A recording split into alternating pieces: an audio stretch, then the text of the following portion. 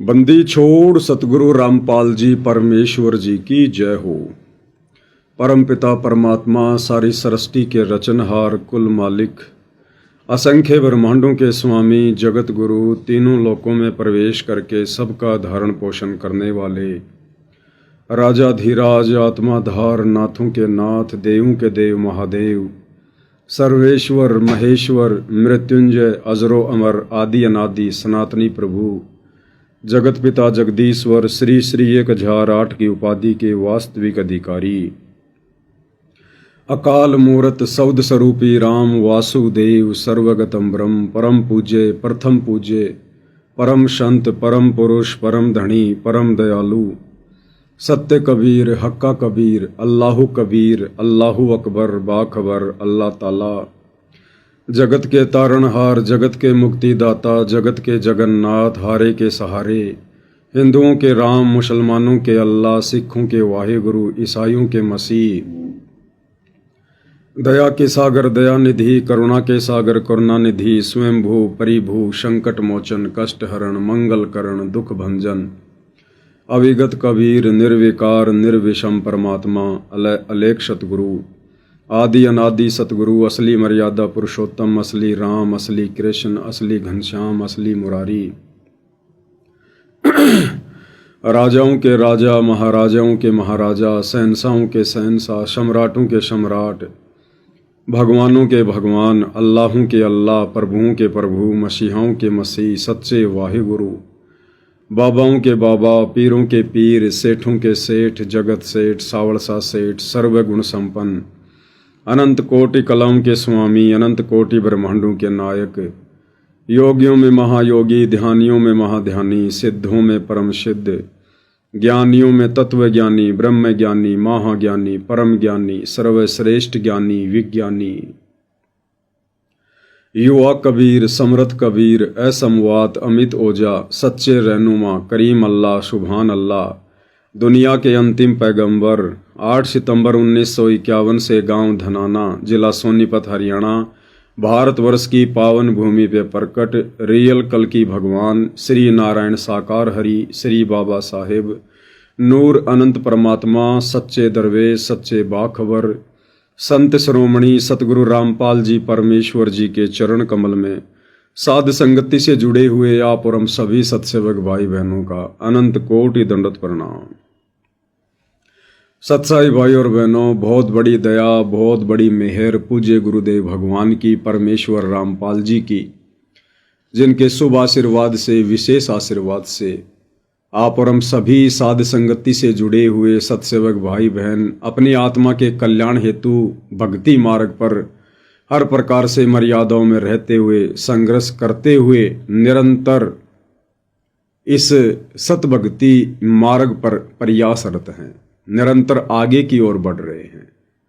भाई और बहनों, पूज्य गुरुदेव भगवान की इस कलयुग की बिचली पीढ़ी में आप और हम सभी आत्माओं के ऊपर ये एक विशेष रहम है, रजा है, एक बख्शीश दी है पूज्य गुरुदेव भगवान ने हमें, और इस बख्शीश का हमने इस कलयुग की बिचली पीढ़ी के वर्तमान समय में भरपूर फायदा भी उठाना है। हमने किसी भी पॉइंट पर अपने गुरुदेव भगवान को नाराज होने का मौका नहीं देना है, क्योंकि यदि गुरु जी नाराज हो गए भगत की किसी भी भक्ति विरुद्ध उस क्रिया से, जिन क्रियाओं को ना करने की गुरुदेव सत्संगों में सलाह देते हैं, इससे गुरुदेव भगवान नाराज होते हैं। और यदि गुरु नाराज हो गया तो समझो भगत का जीवन बर्बाद हो गया। परमात्मा स्वयं अपनी वाणी में कहते हैं, भाई जिन बातों से गुरु दुख पावे उन बातों को दूर भगावे। और गुरुदेव कहते हैं कि हरि के रूठे ठोर है गुरु रूठे नहीं ठोर। तो भाई और बहनों, अब इस कलयुग की बिचली पीढ़ी में और सन 1994 से पूज्य गुरुदेव भगवान परमेश्वर रामपाल जी ने जो अमर ज्ञान जो तत्व ज्ञान इन्हीं धर्मशास्त्रों से, पांचवें वेद सूक्ष्म वेद से दिखा दिखाकर जो हमें बताया है, समझाया है, हमारे जहन में इस तत्व ज्ञान को उतार दिया है। अब हमने किसी भी पॉइंट पर गुरुदेव भगवान को तनिक भी नाराज होने का मौका नहीं देना है। जो मर्यादाएं पूज्य गुरुदेव भगवान ने बता दी है, हमने उन तमाम मर्यादाओं का हर प्रकार से संघर्ष करते हुए, वो संघर्ष चाहे सामाजिक हो, चाहे पारिवारिक हो, चाहे व्यावसायिक हो, हमने वो संघर्ष अब करना पड़ेगा। क्योंकि भाइयों और बहनों, अब इस काल के गंदे लोक से 84 लाख योनियों के महादुखों से बाहर निकलने का वो प्राइम टाइम आ चुका है। अगर वर्तमान में हम संघर्ष नहीं करेंगे मर्यादाओं के लिए, घर वालों के डराने से, धमकाने से, समाज के द्वारा दबाव बनाने से, भाईचारे रिश्तेदारों की लोकलाज के कारण यदि हमने मर्यादाएं तोड़ दी, नियम भंग कर दिए, तो भाई और बहनों फिर अगला जीवन 84 लाख योनियों में, फिर 84 लाख योनियों में जो महाकष्ट हम भोगेंगे और अनंत बार भोग चुके हैं, फिर उन कष्टों से भला हमें कौन छुड़ाएगा। तो उन 84 लाख योनियों के महाकष्टों से अच्छा है हम वर्तमान मनुष्य शरीर में थोड़ा बहुत संघर्ष, थोड़े बहुत कष्ट, थोड़ी बहुत परेशानियां, घर की, परिवार की, पति की, पत्नी की, माता पिता की, सास ससुर की, बेटा बेटियों की, समाज की, रिश्तेदारों की, हम वर्तमान में ही सहन कर लें। और सहन करते करते हमने प्यार और प्रेम से ही पेश आना है। हमने किसी के साथ लड़ाई झगड़ा नहीं करना, हमने किसी के भी साथ मन मुटाव नहीं करना है। भगत ने अपने अंदर दूसरों के प्रति राग द्वेष ईर्ष्या नहीं पालनी है। अगर हम किसी जगत वाले भाई के प्रति राग द्वेष ईर्ष्या पालते हैं तो समझो आप अपने गुरुजी से द्वेष कर रहे हैं, आप अपने सतगुरु से ईर्ष्या कर रहे हैं। क्योंकि पूज्य गुरुदेव भगवान की अमर वाणी है कि दास गरीब सकल में साहिब और नहीं किसी से अड़ना रे। दास गरीब सकल में साहिब। आदरणीय गरीब दास जी कह रहे हैं कि इस पृथ्वी पर जितनी भी आत्माएं हैं, वो चाहे 84 लाख योनियों में हैं, चाहे स्त्री या पुरुष शरीर में हैं, मक्खी में हैं, मच्छर में हैं, उपदेशी में है, अनुपदेशी में है। दास गरीब सकल में साहिब। और साहिब कौन है ये हमें समझ में आ गया। साहिब है कबीर। साहिब यानी परमात्मा, भगवान, अल्लाह, राम, खुदा, गॉड, ईश्वर, वाहिगुरु। तो वो साहिब, वो गॉड, वो राम, वो अल्लाह, वो कबीर देव है। और वही कबीर देव वर्तमान में सतगुरु रामपाल जी के रूप में साक्षात धरती पर प्रकट है। तो दास गरीब सकल में साहिब यानी सभी आत्माओं के हृदय रूपी गुहा में वो साहिब कबीर देव सतगुरु रामपाल जी विराजमान है, वो बैठे हुए हैं। क्योंकि उन्हीं की शक्ति से ये नश्वर शरीर चल रहा है, ये मिट्टी का पुतला चलायमान है, उसी परमात्मा की शक्ति से। जिस प्रकार गुरुदेव ने बताया कि आपके गांव में ट्यूबवेल लगी हुई है और एक बहुत बड़ी मोटर भी रखी हुई है, लेकिन वो मोटर चलती कैसे है? उस मोटर में पावर आ रही है, उस मोटर में बिजली आ रही है, वो करंट आ रहा है, उस पावर से वो मोटर चल रही है। और वो पावर कहां से आ रहा है? वो थर्मल पावर से आ रहा है, पावर हाउस से आ रहा है, जहां पर बिजली बनती है। तो इसी प्रकार वो कबीर परमात्मा एक देशीय है, वो शतलोक में उस अमर सिंहासन पर बैठा हुआ है और अपनी शक्ति से, अपनी पावर से, अपने आशीर्वाद से वो परमेश्वर सारे जहान को चलाता है, हर एक आत्मा को चलाता है। जिस प्रकार मोबाइल कहीं है और मोबाइल का टावर कहीं पर है, वो टावर से जो रेंज आ रही है, जो किरणें आ रही हैं, जो शक्ति आ रही है, उससे सबके मोबाइल चल रहे हैं। उस मोबाइल में सिम भी है। ये शरीर समझो एक मोबाइल है और वो सिम समझो हमारी आत्मा है। लेकिन उस सिम को यदि वो टावर से वो रेंज नहीं मिलेगी, वो किरणें नहीं मिलेंगी, वो सिम भी काम नहीं करेगी। इसी प्रकार हमारा ये माटी का पुतला और इसके अंदर जो जीव आत्मा है, इसके अंदर आत्मा भी है, लेकिन उस आत्मा को यदि वो पावर नहीं मिलेगी, परमात्मा जी का आशीर्वाद नहीं मिलेगा, वो शक्ति नहीं मिलेगी, तो भाइयों और बहनों ये जीव आत्मा भी इस शरीर को नहीं चला सकती। तो आदरणीय गरीब दास जी कहते हैं कि दास गरीब सकल में साहिब। इस पृथ्वी पर हर एक आत्मा के अंदर उस परमात्मा की शक्ति काम कर रही है। वो परमात्मा स्वयं शब्द रूप है। हम हैं शब्द, शब्द हम माही, और हमसे भिन्न और कछु नाई। तो शब्द रूप में वो कबीर भगवान अर्थात सतगुरु रामपाल जी सभी जीवात्माओं की हृदय रूपी गुहा में बैठे हुए हैं। अब यदि हम इस संसार में अगर हम किसी कुत्ते से भी नफरत करेंगे, गधे से भी नफरत करेंगे, उसको मारेंगे, पीटेंगे, या किसी व्यक्ति से, वो चाहे उपदेशी है, अनुपदेशी है, अगर हम राग द्वेष करेंगे, ईर्ष्या करेंगे, उसके बारे में निंदा चुगली करेंगे, उसके बारे में हम गंदा सोचेंगे, बुरा सोचेंगे, तो भाइयों और बहनों, हम अपने गुरुदेव भगवान के विषय में वैसा सोच रहे हैं फिर। इसलिए परमेश्वर हमें यह तत्व ज्ञान देने आते हैं कि बच्चों, आपने साधुता दिखानी है।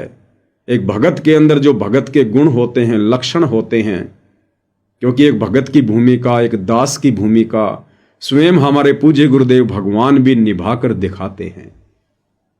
तो हमने तो अपने गुरुदेव भगवान को फॉलो करना है, उनको अनुसरण करना है, उनके भगत वाले जीवन को देखकर हमने भगत बनने की दिशा में आगे बढ़ना है। इसलिए गरीबदास जी कह रहे हैं, दास गरीब सकल में साहिब, नहीं किसी से अड़ना रे। हमने किसी को अपना शत्रु नहीं समझना है। मालिक की वाणी है ना, एक शत्रु एक मित्र है, भूल पड़ी रे प्राण, यम की नगरी जाएगा शब्द हमारा मान। इसलिए भाई और बहनों, हम सत्सेवक भाई बहनों ने जितनी भी आत्माएं साध संगति से जुड़ी हुई हैं, हंस बनने की दिशा में निरंतर आगे की ओर बढ़ रही हैं। हम भाई बहनों ने गुरुदेव के प्रत्येक वचन को लक्ष्मण रेखा मानकर भक्ति मार्ग पर आगे बढ़ना है। काल प्रेरणा से जगत वाले भाई बंधु लोग चाहे हमारा कितना ही विरोध करें, घर परिवार रिश्तेदार कितना ही विरोध करें, चाहे हमारे साथ मार पिटाई क्यों ना करें, ये दास का तो बेटर एक्सपीरियंस है। दास की तो कई बार हो चुकी है मार पिटाई, भक्तों ने भी कर दी है, जगत वालों ने भी बहुत की है, नाम दीक्षा से पहले, और नाम दीक्षा के बाद तो भक्तों ने पिटाई कर दी बहुत ज्यादा। तो दास का तो भाई और बहनों बेटर एक्सपीरियंस है, तभी परमात्मा हमारे निकट आएगा।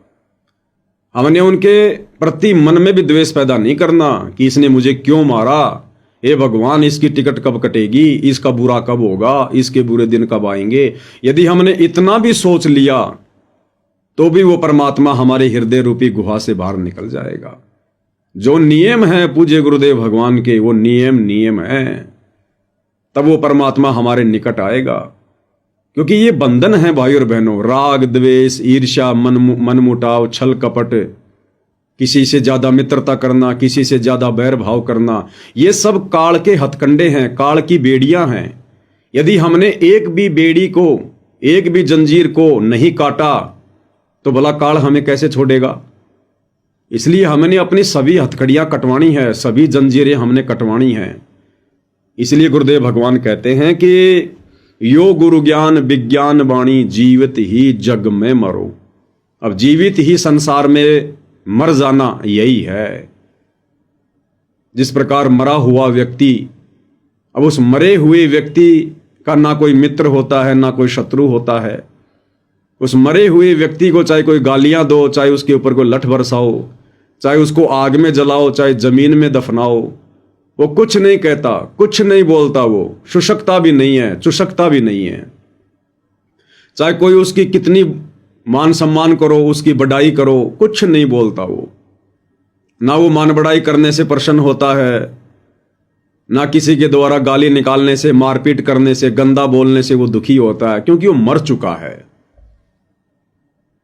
और साधु संतों को जीवित ही मरने की शिक्षा उनके सतगुरुदेव भगवान दिया करते हैं।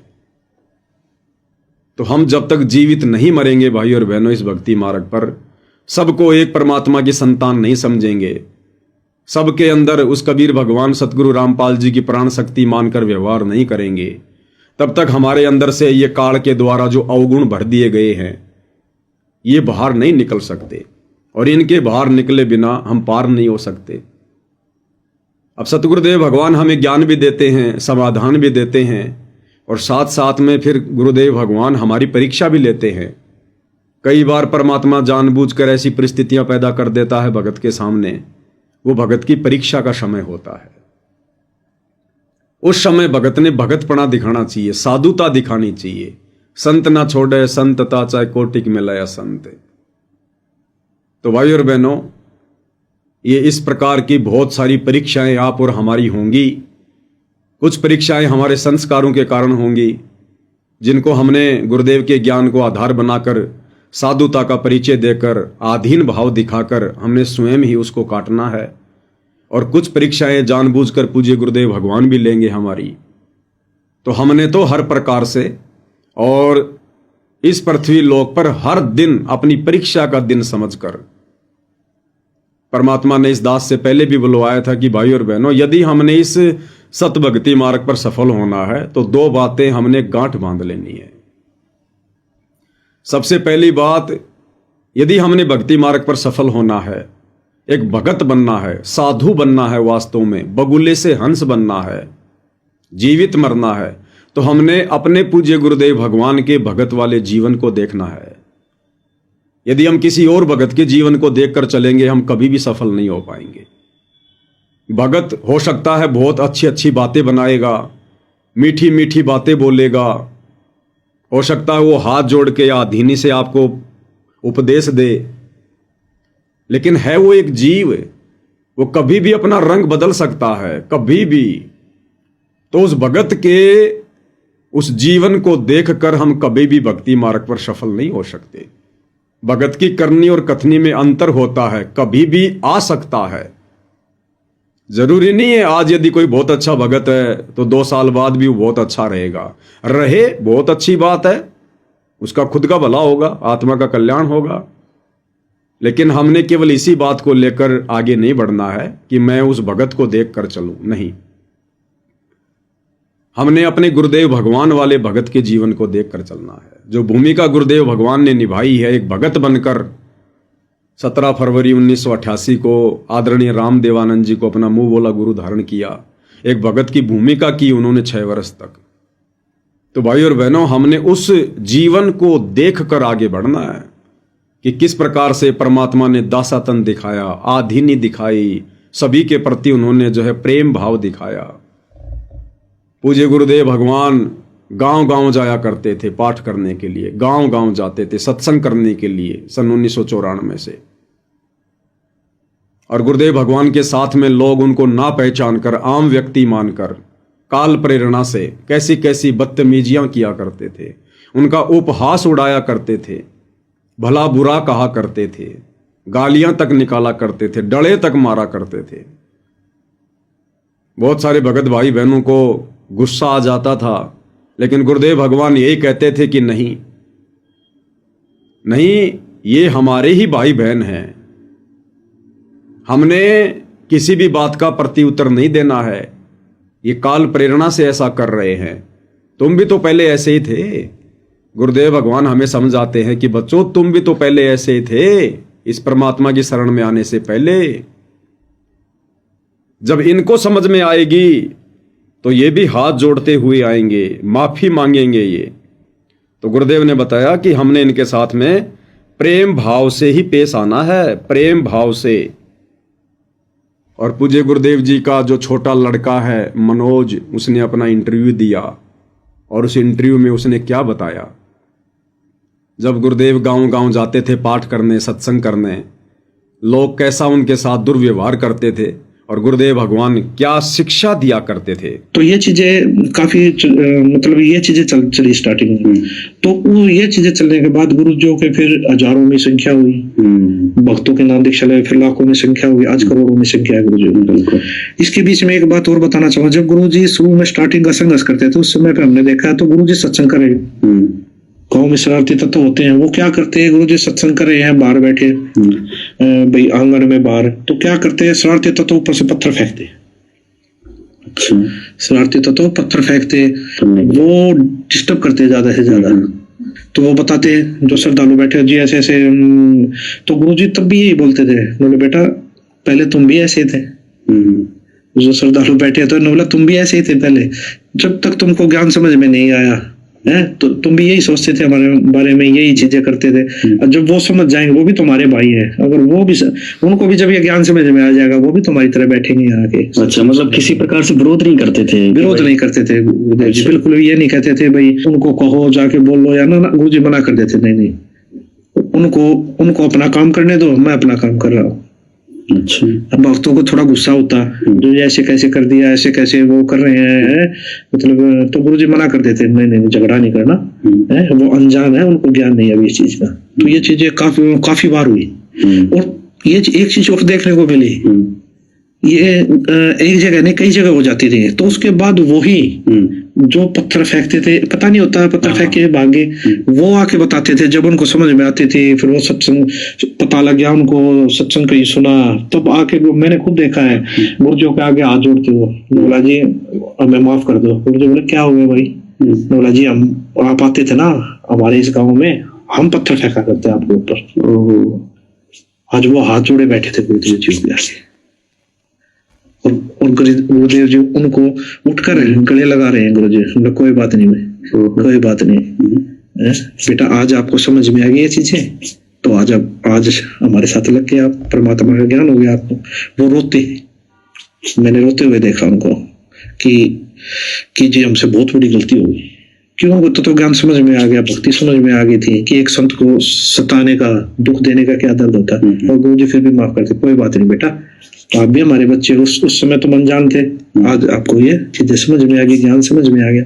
बहुत कठिनाइयों से दौर गुजरा है वो गुरुजियों ने, बहुत संघर्ष। तो भाई और बहनों, पूज्य गुरुदेव भगवान का छोटा लड़का मनोज इंटरव्यू दे रहा है, और एक अभिषेक शर्मा नाम का लड़का इंटरव्यू ले रहा है, जो सा न्यूज चैनल में रिपोर्टिंग करता है। सारी बातें इन लोगों को पता है, दोनों बैठकर प्रवचन दे रहे हैं, उपदेश दे रहे हैं, भक्तों को समझा रहे हैं। और कल परसों हरियाणा के भिवानी के खरककला गांव में जो घटना घटित हुई, सतलोक आश्रम के भक्तों ने, सेवादारों ने जिस प्रकार से गांव के लोगों को मारा है, पीटा है, पत्थरों से, लाठी डंडों से, उन पीटने वालों में ये इंटरव्यू लेने वाला अभिषेक शर्मा नाम का भगत भी था। ये अभिषेक शर्मा उन गांव वालों को पत्थरों से मार रहा है, लात घूंसों से मार रहा है। और भगत समाज को मनोज का इंटरव्यू लेते हुए क्या शिक्षा दे रहा है, क्या बातें हो रही हैं कि जब गुरुदेव गांव गांव जाते थे, लोग उनके ऊपर पत्थर बरसाया करते थे, गुरुदेव कुछ नहीं कहा करते थे, उनका कोई विरोध नहीं करते थे। और गुरुदेव के कुछ भगत कहते थे जी इन्होंने ऐसे क्यों कर दिया, ये कर दिया। जब वो गुस्सा करते थे तो गुरुदेव अपने भक्तों को मना करते थे कि नहीं भाई, ये भी तुम्हारे भाई बहन हैं, तुम भी तो पहले ऐसे ही थे जब तक तुम्हें ज्ञान समझ में नहीं आया। भाई जब इनको ज्ञान समझ में आएगा तो ये भी फिर भगत बन जाएंगे।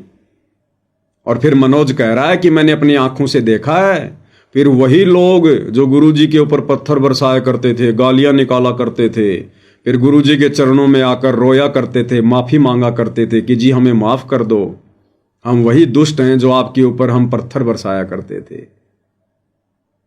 और अब क्या हो गया, भगत समाज को दोनों बैठकर शिक्षा दे रहे हैं। इसलिए भाई और बहनों, इन आश्रम वालों की किसी भी शिक्षा का कोई असर भगत समाज पे नहीं हो रहा, क्योंकि इनके अंदर तो राग द्वेष ईर्ष्या भरी हुई है।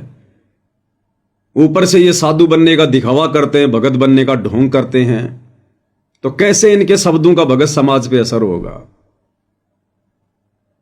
तो कल दास लाइव आया था, वीडियो बनाया था, आपको दिखाया था किस प्रकार से वो अभिषेक शर्मा नाम का लड़का उन गांव वालों को पत्थरों से मार रहा है, लात घूंसों से मार रहा है, और यहां बैठकर भगत समाज को शिक्षा दे रहा है साधुता की। इसलिए परमात्मा कहते हैं पर उपदेश कुशल बहु तेरे, कि दूसरों को उपदेश देना बहुत सरल है, जब खुद के सामने वो परिस्थितियां पैदा होती है तब पता चलता है कि भगत क्या होता है, साधुता क्या होती है। इसलिए भाई और बहनों, हम सत्सेवकों के पास में एक बहुत ही अच्छा मौका है। पूज्य गुरुदेव ने हमें बहुत अच्छा एक मौका दिया है, चांस दिया है भगत बनने का, हंस बनने का, गुरुदेव के चरणों में जगह बनाने का, उनके हृदय में समाने का, गुरुदेव को अपने निकट लाने का, उनकी मेहर प्राप्त करने का। हमें साध संगति से जोड़ दिया गुरुदेव भगवान ने, सुसंगति से जोड़ दिया। क्योंकि कबीर सागर के सरलार्थ में पूज्य गुरुदेव जी ने लिखा है कि बच्चों, नाम दीक्षा का मिल जाना एक अपना अलग महत्व है, लेकिन नाम दीक्षा के बाद में संगत और कुसंगत, इसका भगत पर बहुत गहरा प्रभाव पड़ेगा। अगर तत्वदर्शी संत भी मिल गया, नाम उपदेश भी मिल गया, ये सच्ची भक्ति भी मिल गई, और यदि ऐसे भक्तों की कुसंगत मिल गई जो भक्ति के निकट भी नहीं है, केवल भगत बनने का दिखावा कर, तो भी वो भगत आत्मा फैल हो जाएगी। और उपदेश मिलने के बाद यदि आपको अच्छे भक्तों की सुसंगति नसीब हो गई, फिर तो पांचों उंगली घी में है, पांचों उंगली घी में। दिन प्रतिदिन उन आत्माओं में, उन भक्तों में निखार आता चला जाएगा, निखार। और यही होता है भगत का। हर दिन भक्ति मार्ग में भगत ने आगे की ओर बढ़ना है। परमात्मा कहते हैं, छिन घटे छिन बढ़े सो तो प्रेम नाही, और कहते हैं अन घट प्रेम दिल में बसे, प्रेम कहावे सोई। 2 मिनट में भगत बन गया, 2 मिनट में जगत वाला बन गया, 2 मिनट में हंस बन गया, 2 मिनट में बगुला बन गया। परमात्मा कहते हैं ये भगत के लक्षण नहीं है। भगत के अंदर तो भक्ति भाव, प्रेम भाव दिन प्रतिदिन बढ़ता ही चला जाना चाहिए, घटने का नाम नहीं होता भगत के अंदर। अगर घट रहा है तो कोई कमजोर संस्कार सामने आ रहा है। अगर भक्ति में मन नहीं लग रहा है, कोई कमजोर संस्कार आ गया भाई, कोई पाप कर्म सामने आ गया। तरीका यही है, ज्यादा से ज्यादा भक्ति वाली दवाई खाओ, सतगुरुदेव को दंडवत करो, प्रार्थना करो, ना चाहते हुए अपना सुमरण करने लग जाओ, ना चाहते हुए सत्संग सुनने लग जाओ, कोई परमात्मा की महिमा गाने लग जाओ, किसी भगत भाई से बात कर लो। यही उपाय है, दूसरा कोई उपाय नहीं है। तो भाई और बहनों, हमने किसी भगत के भगत वाले जीवन को देखकर नहीं चलना है।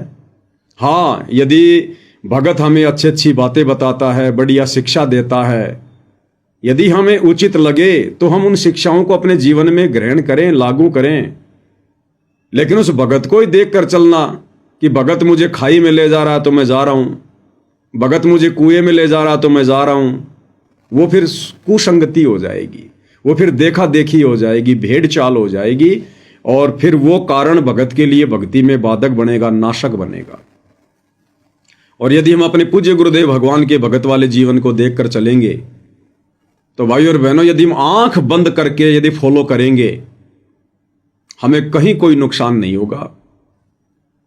क्योंकि गुरु केवल अपने भगत का मार्गदर्शन करता है, कुमार्गदर्शन नहीं कर सकता गुरु कभी भी अपने भगत का, अंधेरे में भी।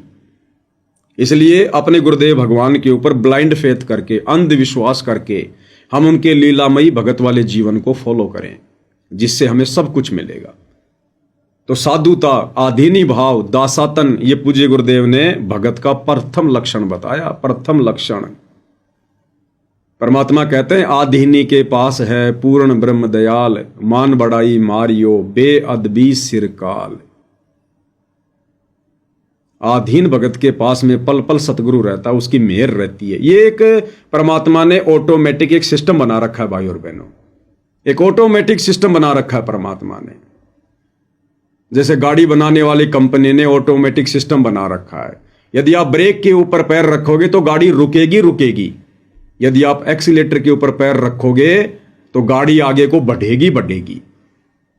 ये नियम बना रखा है एक। इसी प्रकार सतगुरुदेव भगवान ने सारी सृष्टि का, भक्ति का एक नियम बना रखा है। एक फल का भी गुरुदेव ने नियम बना रखा है। एक बीज के अंदर परमात्मा ने नियम डाल दिए, गुण डाल दिए कि ये बीज मान लो गेहूं का है, आम का है, अमरूद का है, उसको कैसे जमीन में डालेंगे, कैसे उसकी सिंचाई करेंगे तो वो प्रफुल्लित होगा ही होगा। एक बच्चा कैसे पैदा होगा, 9 महीने बाद में कैसे वो मां के गर्भ से बाहर आएगा, वो आएगा ही आएगा। वो परमात्मा ने एक नियम बना रखा है। परमात्मा सिर में दर्द नहीं लेता, मालिक ने सारी सृष्टि के नियम बना रखे हैं। अब यदि हम उन नियमों को तोड़ेंगे, नियमों को भंग करेंगे, तो भाई और बहनों हम फिर उस भक्ति मार्ग में सफल नहीं हो पाएंगे, क्योंकि इस भक्ति का भी गुरुदेव ने एक नियम बनाकर छोड़ रखा है।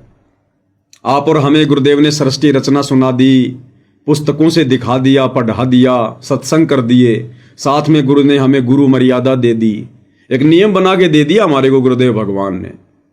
गुरु 24 घंटे हमारे पास में नहीं रहेगा, डंडा लेके नहीं बैठा रहेगा कि तू ये क्या कर रहा है, तू ये नियम तोड़ रहा है, नहीं। गुरुदेव ने हमें जानकारी दे दी, गुरुदेव ने हमें भक्ति दे दी, नियम मर्यादाएं दे दी। अब यदि हम उन नियमों में रहकर, गुरु के भक्ति वाले संविधान में रहकर आगे बढ़ेंगे तो हम भक्ति मार्ग का लाभ उठा सकते हैं, अन्यथा नहीं उठा सकते। गुरु 24 घंटे आपके पीछे पीछे नहीं घूमेगा। एक गाड़ी बनाने वाली कंपनी ने आपको गाड़ी दे दी, गाड़ी को कितनी स्पीड में चलाना है, कैसे चलाना है, ये सारे सब कुछ मैनुअल दे दिए। सरकार ने हमें रोड बना के दे दी, रोड पर सरकार ने जगह जगह जो है होर्डिंग लगा दिए कि आगे घुमाव है, आगे ब्रेकर है, यहां पर आपने 60 की स्पीड से चलना है। यदि हम उन नियमों को तोड़ेंगे तो भाई और बहनों नुकसान हम खुद ही उठाएंगे। ना तो वो रोड बनाने वाली कंपनी गाड़ी में आपके पास बैठी रहेगी, ना वो गाड़ी बनाने वाली कंपनी का मालिक आपके पास में बैठेगा। उन्होंने तो जो वस्तु थी आपको दे दी और नियम दे दिए। अब यदि आपने सुरक्षित अपना काम करना है, अपने घर पर पहुंचना है, तो नियम और मर्यादा में रहकर आपने गाड़ी चलानी पड़ेगी। इसी प्रकार ये भक्ति रूपी गाड़ी गुरुदेव भगवान ने हमें दे दी है, नियम और मर्यादा बता दी, सावधानियां बता दी। अब यदि हमने सुरक्षित अपने घर सतलोक पहुंचना है तो हमने इन तमाम नियमों को, मर्यादाओं को फॉलो करना पड़ेगा, अन्यथा हम कभी भी सतलोक नहीं जा पाएंगे, कभी भी यही गाड़ी धक्के मारती रहेगी। इसलिए भाई और बहनों, साधुता, आधीनी, ये परमात्मा ने भगत का प्रथम लक्षण बताया है। और आदरणीय गरीबदास जी की अमरवाणी के अनुसार कि दास गरीब सकल में साहिब, नहीं किसी से अड़ना रे।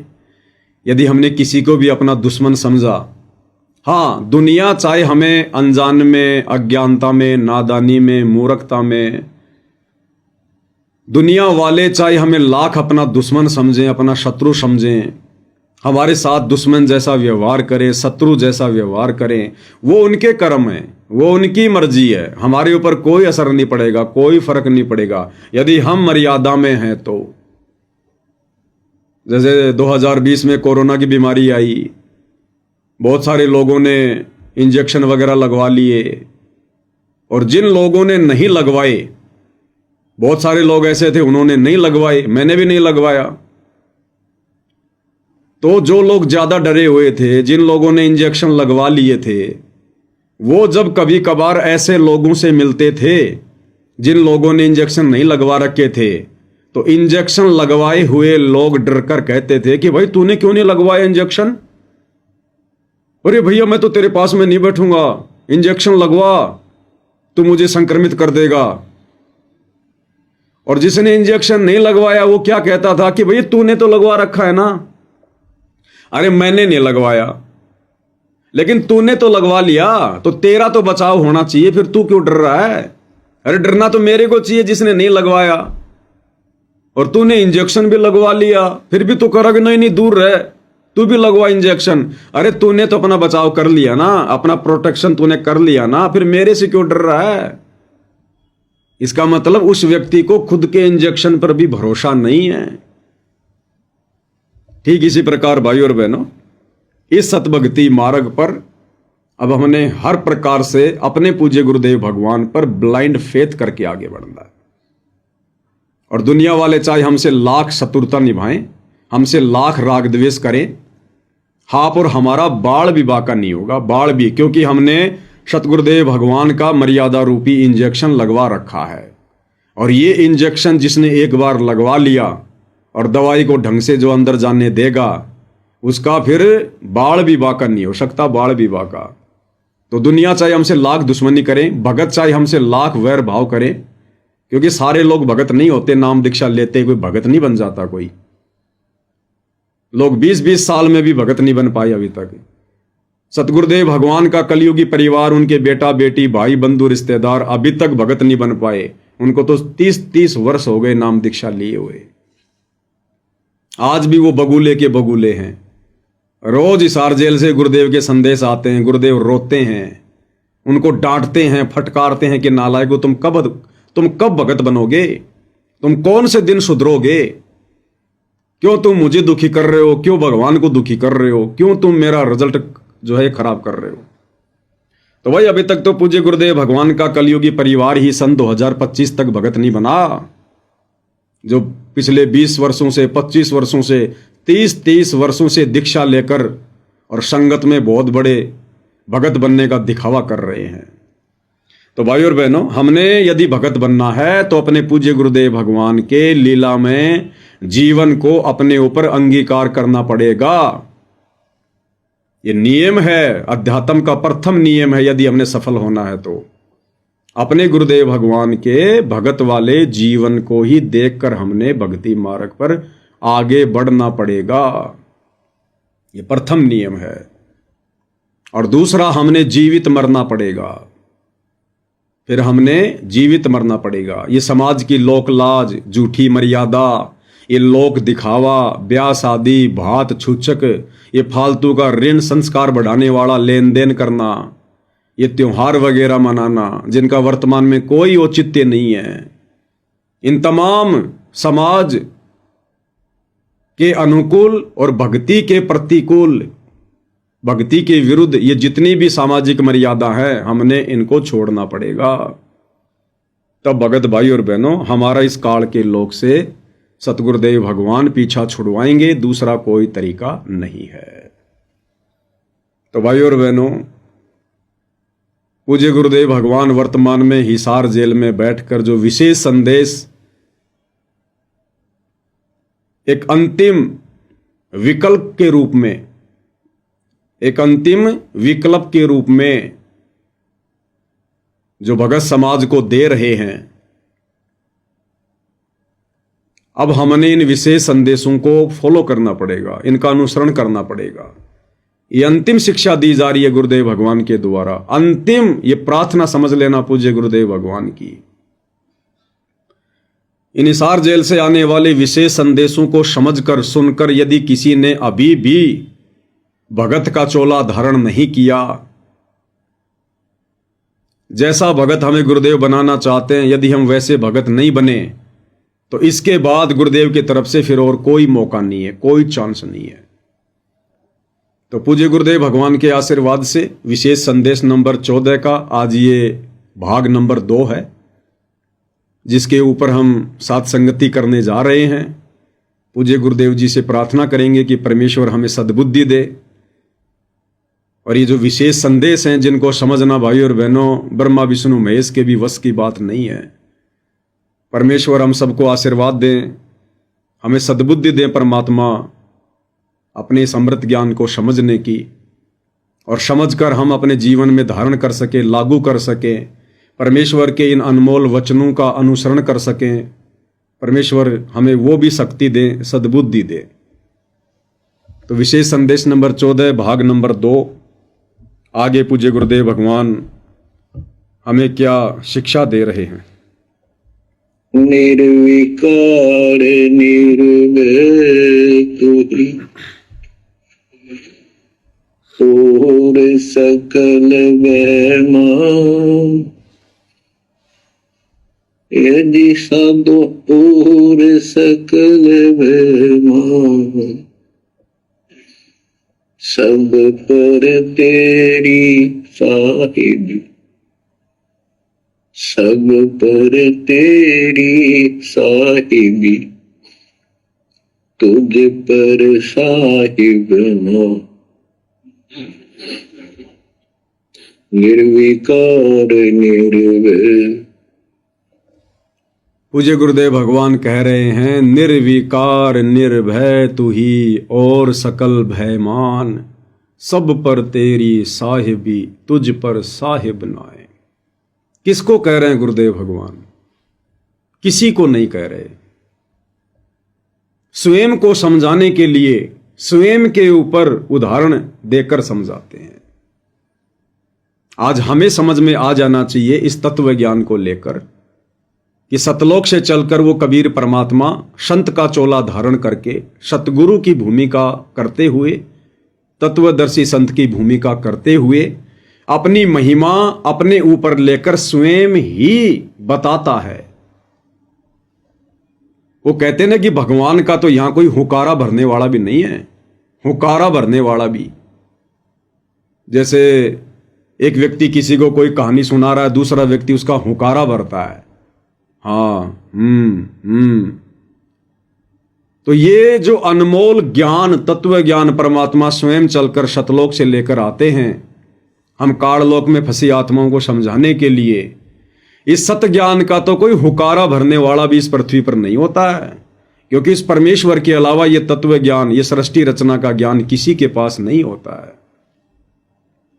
650 साल पहले जब कबीर परमेश्वर काशी के बनारस में आए थे और बहुत वर्षों उपरांत जब परमेश्वर जी ने काशी में भंडारा दिया था 18 लाख लोगों को, तो भाई और बहनों पूरे हिंदुस्तान से, और उस समय हिंदुस्तान कितना बड़ा था, गढ़गजनी, इराक, ईरान, ये तुर्किस्तान, अफगानिस्तान, पाकिस्तान, काबुल, ये कंधार, नेपाल, भूटान, बांग्लादेश, ये सब हमारे भारत देश का हिस्सा था पूरा का पूरा। तो पूरे हिंदुस्तान से, पूरे भारत देश से 18 लाख साधु संत महात्मा हर पंथ के काशी में जमा हो गए थे। और उस समय भाई और बहनों कबीर परमात्मा जी ने स्वयं अपना दूसरा रोल बनाया केशव बंजारे का, और 8 पहर तक, एक पहर 3 घंटे का होता है, 8 या 24 घंटे कबीर परमात्मा ने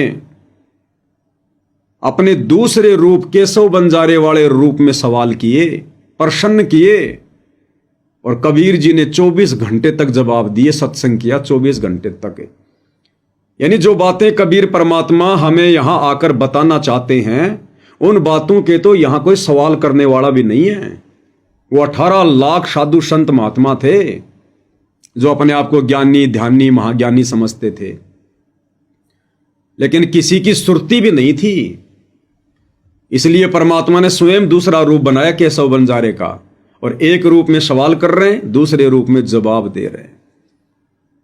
तो वर्तमान में भाई और बहनों बड़े सौभाग्य से हमें वही कबीर परमेश्वर सतगुरु रामपाल जी के रूप में नसीब हैं, प्राप्त हैं।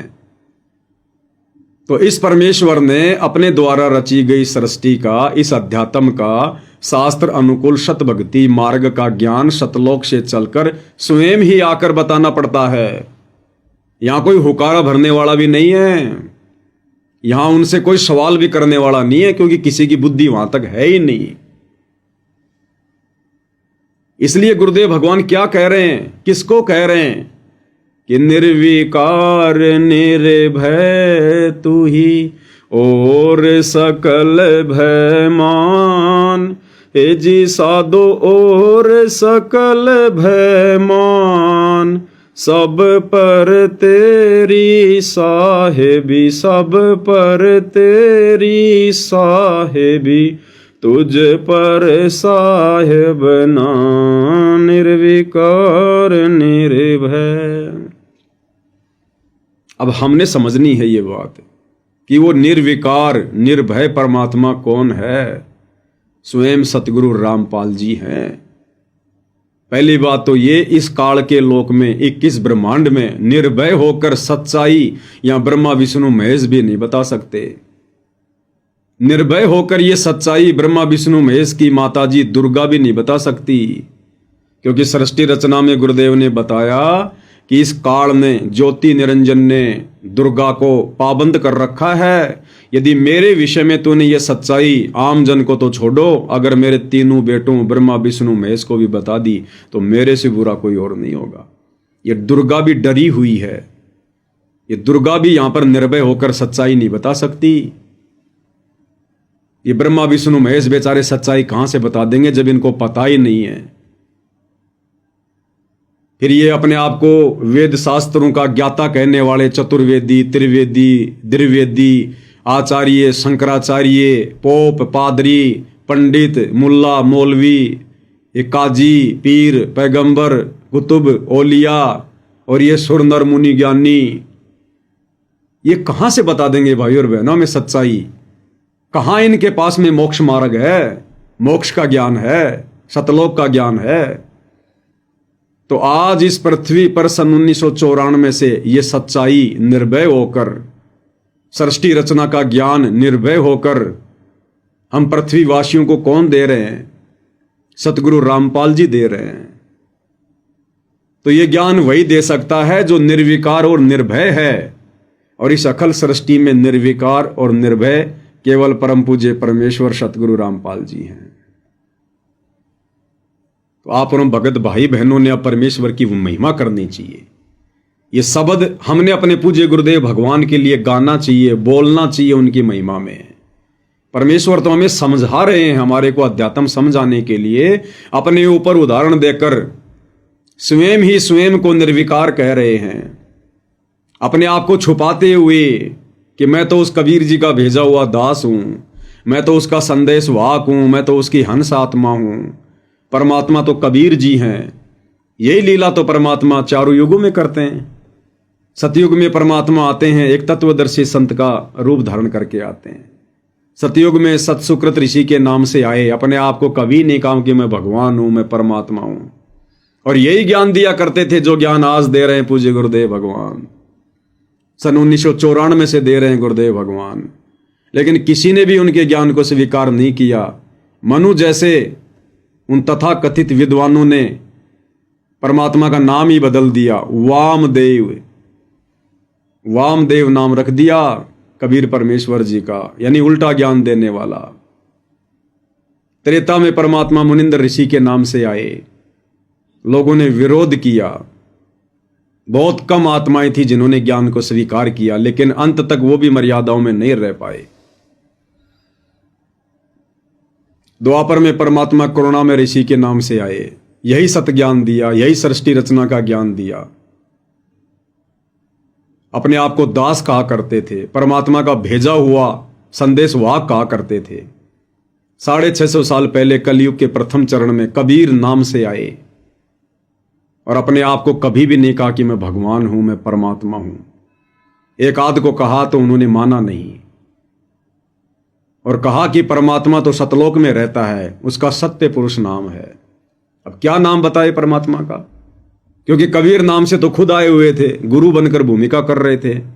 अगर ये कहें कि भाई कबीर भगवान है तो लोग मानने को तैयार नहीं, तो कहा करते थे कि सत्य पुरुष ने मुझे भेजा है, सत्य पुरुष ने। तो ठीक ही यही स्थिति भाई और बहनों वर्तमान में है।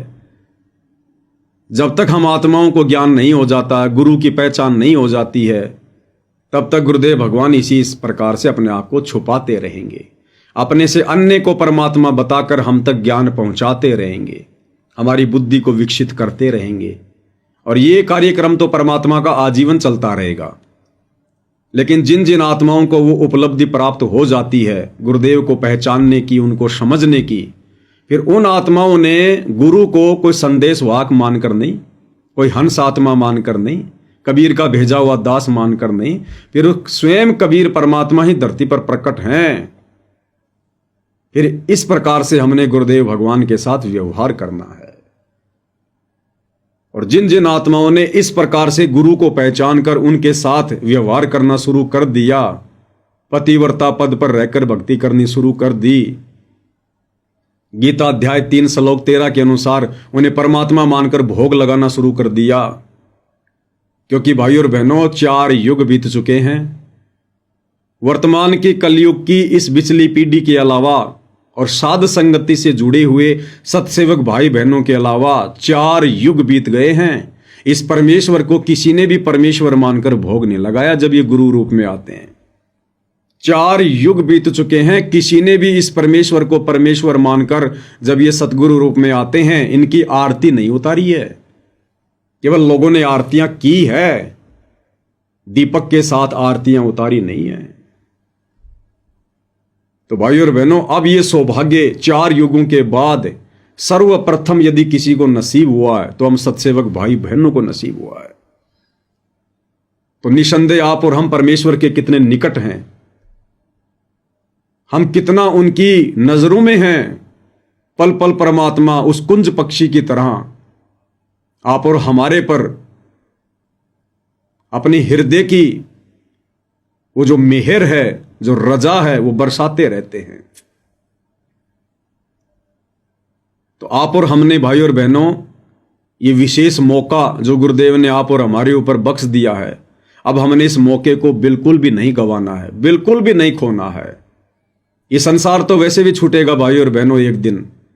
ना हमारे परदादा रहे, ना हमारे दादा रहे, हमारे पिताजी भी चले गए, चले जाएंगे, हमने भी जाना है, हमारे बच्चे भी जाएंगे। ये तो मृत्यु लोक है, मरना तो यहां पर कंपलसरी है। जब मरना ही है तो भाई और बहनों फिर वो भक्ति क्यों ना करें जिस भक्ति से सतलोक जाया जाता है। अरे आज से पहले तो लोगों को ज्ञान नहीं था, विकल्प नहीं था, कोई ऑप्शन नहीं था। क्या करते बेचारे, समाज में देखा देखी भक्ति कर रहे थे। राम कृष्ण को, ब्रह्मा विष्णु महेश को, आधे अधूरे भगवानों को पूर्ण भगवान मानकर भक्ति कर रहे थे। ऑप्शन नहीं था। आज हमारे को परमेश्वर ने ऑप्शन दे दिया, विकल्प दे दिया, सच्चाई हमारी आंखों के सामने लाके रख दी, प्रमाणित कर दिया, शक और संदेह की कोई गुंजाइश नहीं छोड़ी। तो मरना तो भाई और बहनों हमने भी है, मरना तो सबने है। तो क्यों ना फिर वो भक्ति करें जो मरने के बाद सीधा हमारे को विमान में बैठाकर सतलोक लेकर जाएगी। तो अब ये मौका भाई और बहनों हमने चूकना नहीं है, क्योंकि अब हमें वो निर्विकार निर्भय परमात्मा मिल चुका है। अब यदि हमें निर्विकार और निर्भय परमात्मा मिल चुका है तो हमने वैसा ही उनके साथ में व्यवहार करना है। अब भाई और बहनों हमें पीछे का इतिहास भी समझ में आएगा। इसलिए हमने उन बड़े बड़े भक्तों को देखकर भक्ति मार्ग पर कभी नहीं चलना चाहिए। विशेषकर उन भक्तों को देखकर तो हमने आंखें बंद कर लेनी चाहिए। उन भक्तों के जीवन को तो हमने कभी भी फॉलो नहीं करना चाहिए, भूलकर भी। जो भगत सतगुरुदेव जी के ज्यादा निकट रहे हैं या सतगुरुदेव जी के बेटा बेटी भाई बंधु रिश्तेदार, ऐसे लोगों के जीवन को तो हमने कभी भी भूलकर अनुसरण नहीं करना चाहिए। क्योंकि घर का जोगी जोगना, बाहर का जोगी सिद्ध, दीपक के नीचे हमेशा अंधेरा होता है।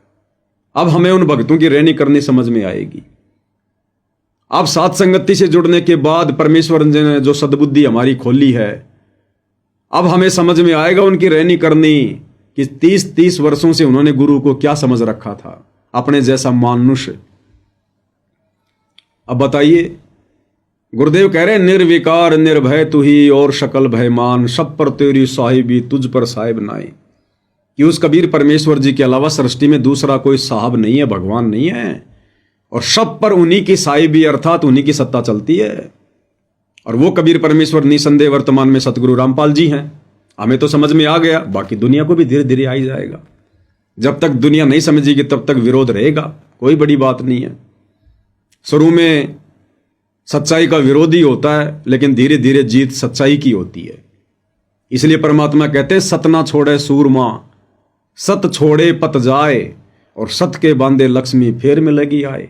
कि भगत ने कभी भी यदि उसको सच्चाई समझ में आ गई है, उसने अपने धर्म से नहीं डिगना चाहिए। सत ना छोड़े सूरमा, सत छोड़े पत जाए।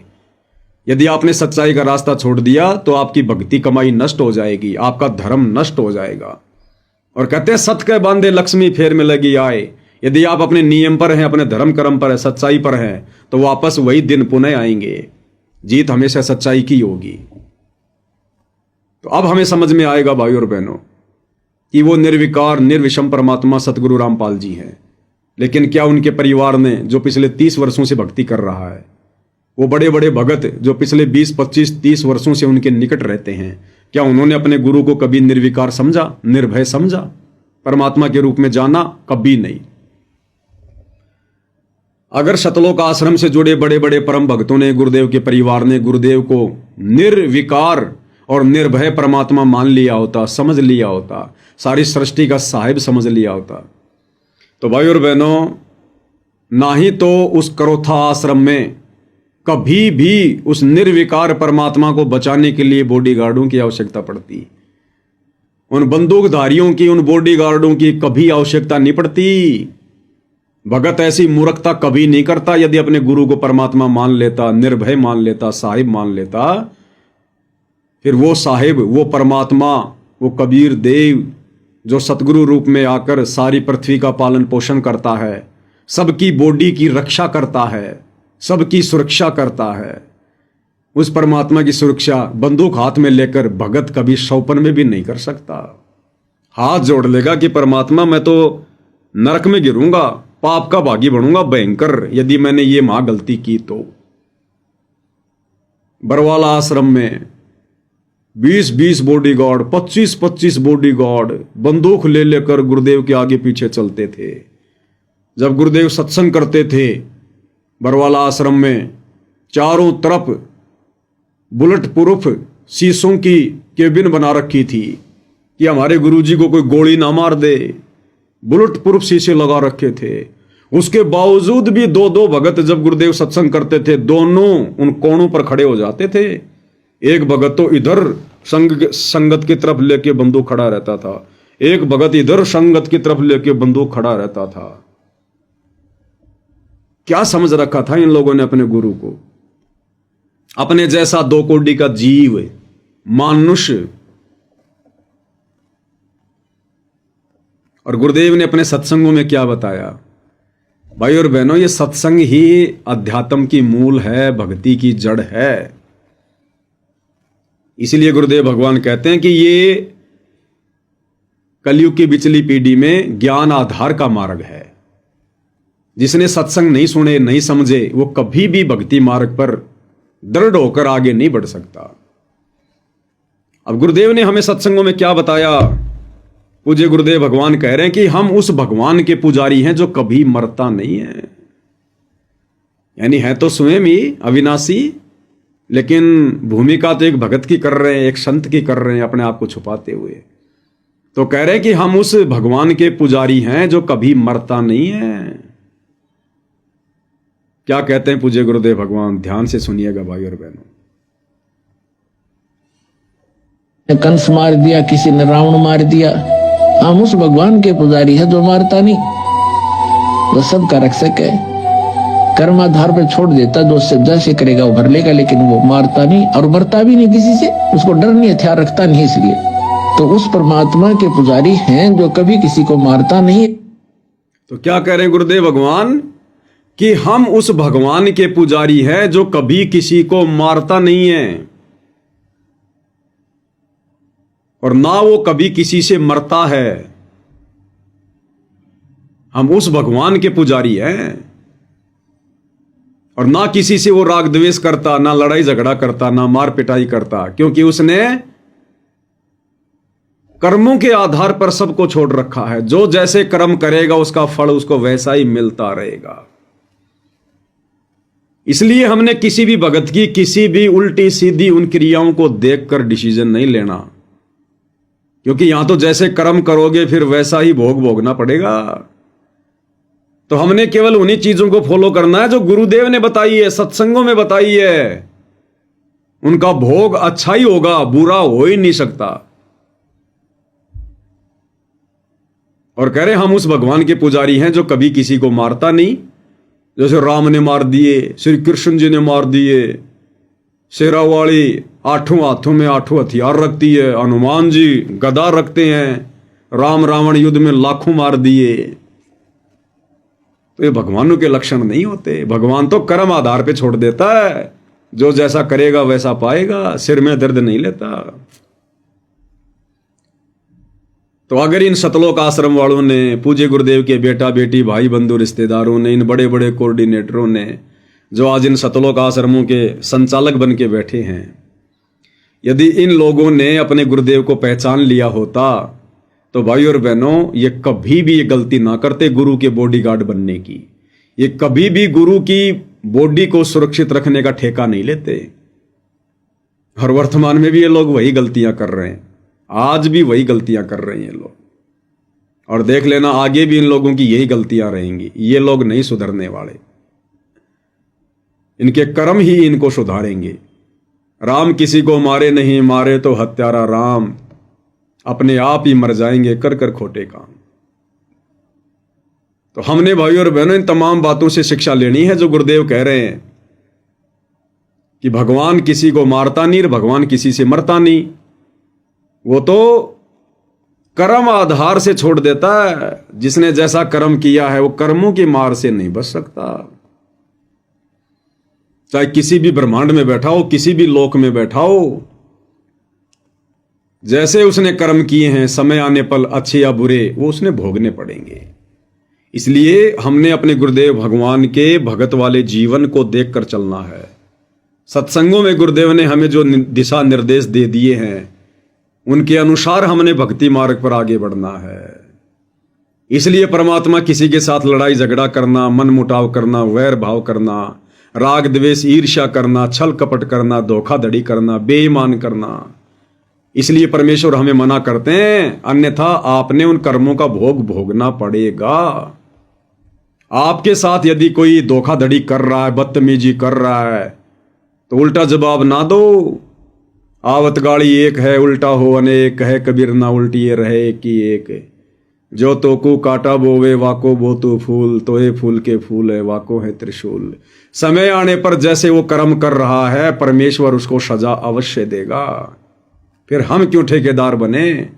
हाँ, हम प्रार्थना कर सकते हैं, समझा सकते हैं, विनती कर सकते हैं, लेकिन जैसा दुर्व्यवहार सामने वाला करता है हम उसके बराबर नहीं हो सकते। भाई फिर हमारे में उसमें क्या अंतर? अगर वो जगत वाला होकर, अज्ञानी होकर, अनुपदेशी होकर यदि दुर्व्यवहार कर रहा है और हम भगत होकर, उपदेशी होकर, ये तत्व ज्ञान लेकर भी यदि हम उसके साथ वैसा व्यवहार करेंगे, यदि हम उस पत्थर फेंकने वाले की तरफ ईंट फेंकेंगे, तो हमारे में उसमें क्या अंतर हुआ? बल्कि वो हमसे ज्यादा अच्छा है, क्योंकि वो तो इसलिए कर रहा है क्योंकि उसको ज्ञान नहीं है, और हमारे को ज्ञान होने के बावजूद भी हम उसके जैसा व्यवहार कर रहे हैं उसके साथ है। तो हम तो जानवर से भी बदतर हैं, फिर भगत काहे के? इसलिए भाई और बहनों, परमात्मा हमें जीवित ही मरने की सलाह देते हैं। और फिर हमारा रक्षक, हमारा गुरु, यदि हम उनके इस प्रकार से वचनों पर चलेंगे, नियमों पर चलेंगे, मर्यादाओं में रहकर भक्ति करेंगे, जब इतना दृढ़ विश्वास करेंगे उनके वचनों पर, फिर परमात्मा हमारा बाल बाका होने देगा क्या? अरे प्रहलाद भगत ने त्रेता युग में विश्वास किया था अपने भगवान पर। उसके बाप हिरण्यकश्यप ने 84 बार उसके साथ में दुर्व्यवहार किया, 84 प्रकार की यातनाएं दी उसको। कभी पहाड़ से फिकवाया, कभी गरम गरम तेल के उस कढ़ाई में डाला, कभी जंगल में सर्पों के बीच में डलवा दिया, कभी आग में जलाने का प्रयास किया, मार पिटाई करी। 84 प्रकार से भगत प्रहलाद को उसके पिता ने त्रेता युग में जान से मारने की कोशिश की, लेकिन भगत प्रहलाद ने विश्वास किया उस परम शक्ति पर, परम सत्ता पर, जो कि उस समय उसके गुरु रूप में भी नहीं था। उसको पता भी नहीं था कि भगवान कौन है।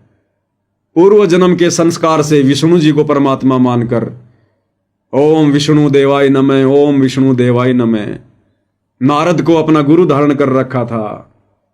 उसके बावजूद भी उसके विश्वास को देखकर और उसके पूर्व जन्म के मजबूत संस्कारों को देखकर परमात्मा ने पल पल रक्षा की। पल पल जिस हिरण्यकश्यप से त्रेता युग में पूरी पृथ्वी कांपती थी, तो वर्तमान में तो भाई और बहनों साक्षात वो पूर्ण ब्रह्म परमात्मा जो नरसिंह रूप धारण करके आया था भगत प्रहलाद को बचाने, आज सतगुरु रामपाल जी के रूप में धरती पर साक्षात प्रकट है। और सबसे बड़ी बात, हम उनकी शरण में हैं, वे हमारे पूज्य गुरुदेव भगवान हैं।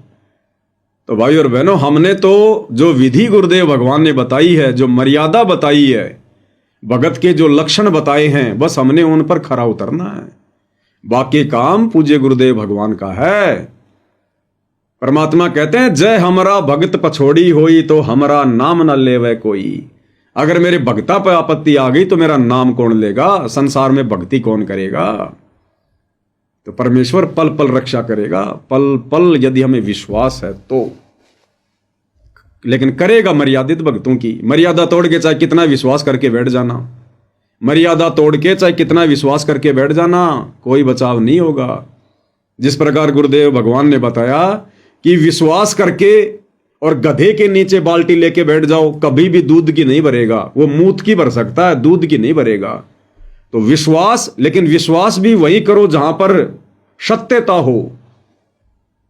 तो हमने विश्वास करने की जरूरत है, बाकी तो सत्यता है, क्योंकि गुरुदेव स्वयं परमात्मा है। अब बस हमने विश्वास करके और मर्यादा में रह के भक्ति मार्ग पर आगे बढ़ने की आवश्यकता है।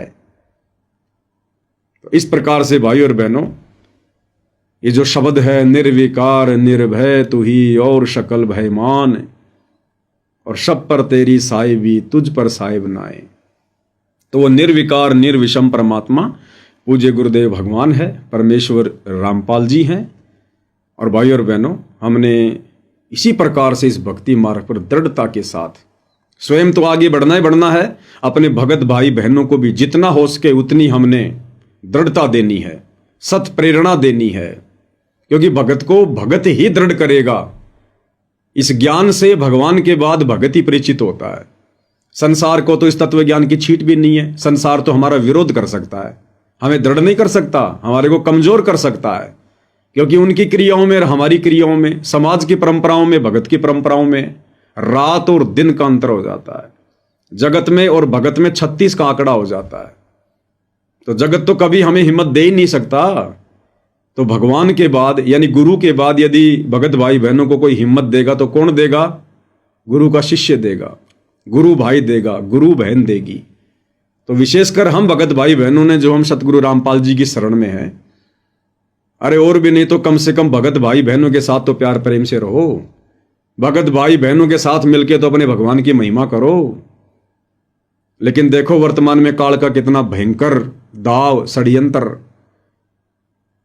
जो सतलोक आश्रमों से जुड़े हुए भाई बहन है, गुरुदेव का परिवार है, सतगुरु को परमेश्वर के रूप में ना जानकर, ना पहचान कर, और जिन आत्माओं ने सतगुरु को परमेश्वर के रूप में जान लिया, पहचान लिया, साथ संगति वालों ने, उनके साथ में देखो किस प्रकार से राग द्वेष ईर्ष्या मुकदमेबाजी मार पिटाई मन मुटाव।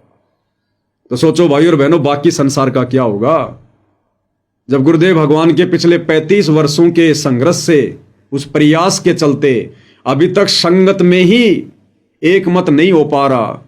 संगत में भी 2 भाग बन गए, 2 ग्रुप बन गए, 2 पार्ट बन गए। तो सोचो भाई और बहनों, जगत तो भक्ति और भगवान से कितना दूर है।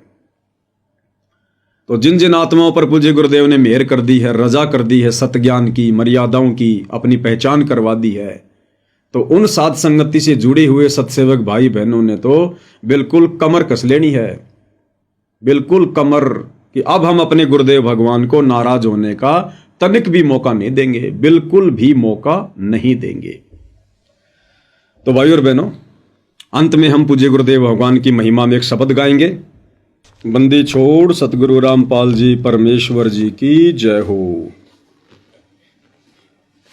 ये सतगुरु महिमा शब्द संग्रह है जो साथ संगति से जुड़े भाई बहनों ने पूज्य गुरुदेव भगवान की महिमा के लिए जितने भी शब्द जो पूज्य गुरुदेव भगवान ने अपने सत्संगों में गाए हैं वो सारे शब्द हैं। साथ में सतगुरुदेव जी की महिमा में सत्सेवक भाई बहनों ने जो शब्द बनाए हैं 10-15 वो भी इसमें ऐड है। तो सतगुरु महिमा के अंतर्गत पेज नंबर 229 शब्द नंबर 11, काहे भटक रहा इंसान। बंदी छोड़ सतगुरु रामपाल जी परमेश्वर जी की जय हो। काहे भटक रहा इंसान, पहचान धनाना वाले को। काहे भटक रहा इंसान, पहचान धनाना वाले को। कि भाई वो सारी सृष्टि का मालिक, अखिल ब्रह्मांडों का रचयिता, वो कबीर परमात्मा इस पृथ्वी पर आया हुआ है। हे नादान इंसान, क्यों भरम रहा है, क्यों भटक रहा है?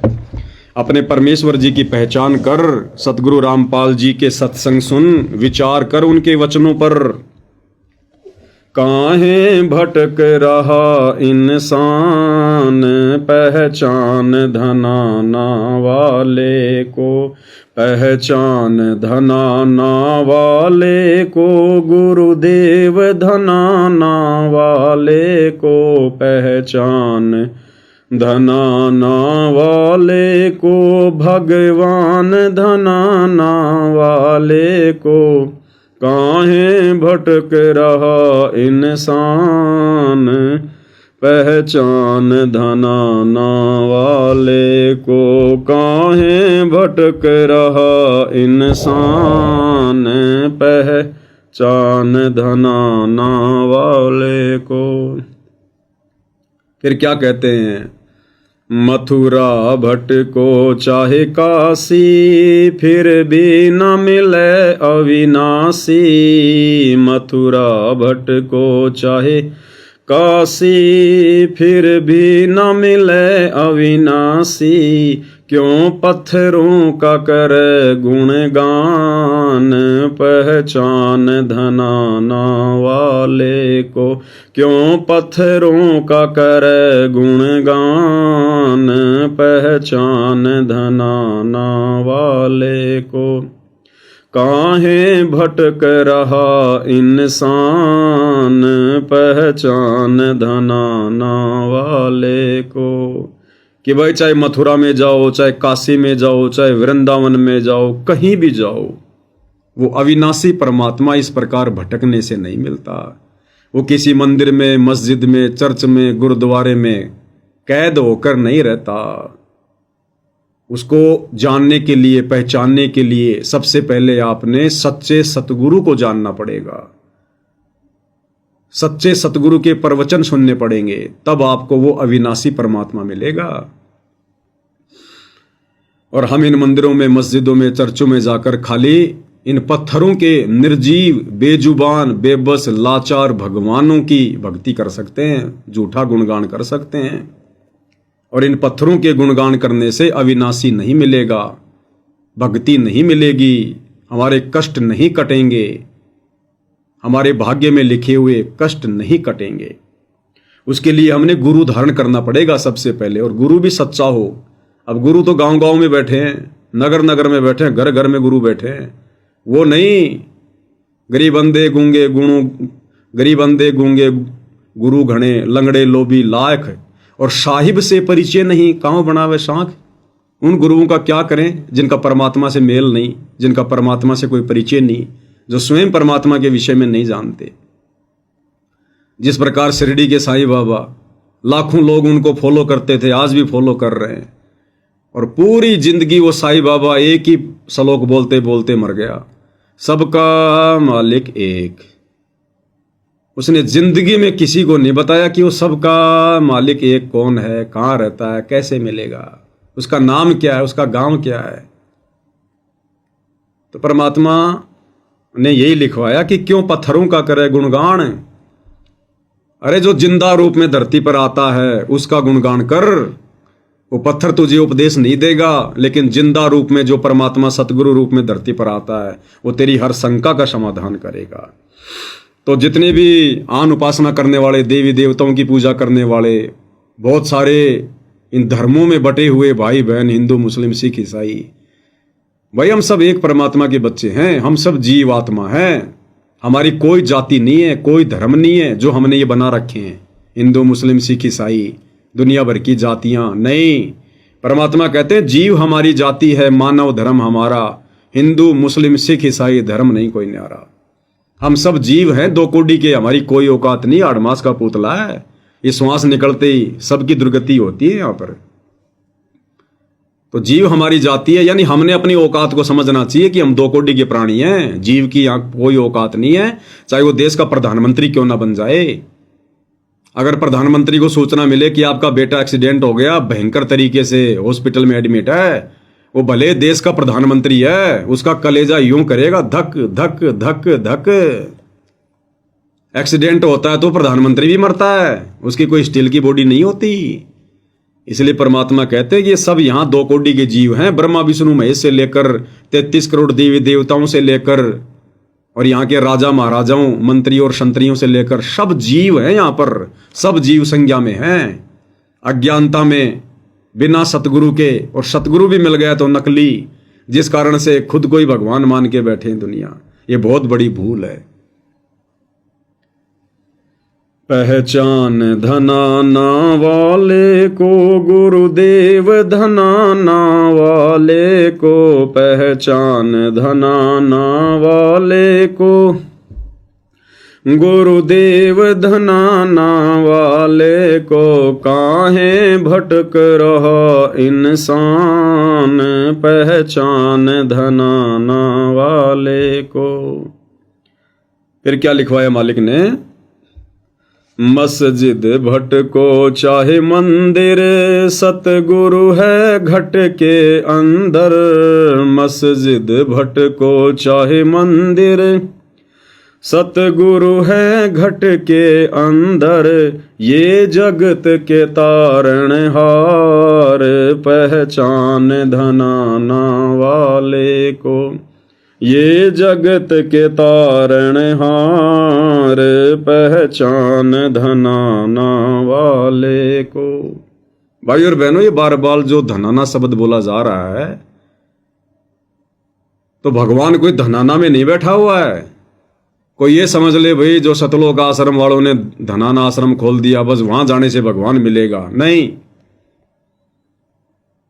वो कबीर परमात्मा 8 सितंबर 1951 को इस भारत की पवित्र भूमि पर हरियाणा के धनाना गांव में प्रकट हुए हैं। एक लीला की है परमात्मा ने, मुंह बोले माता पिता बनाकर प्रकट होने की।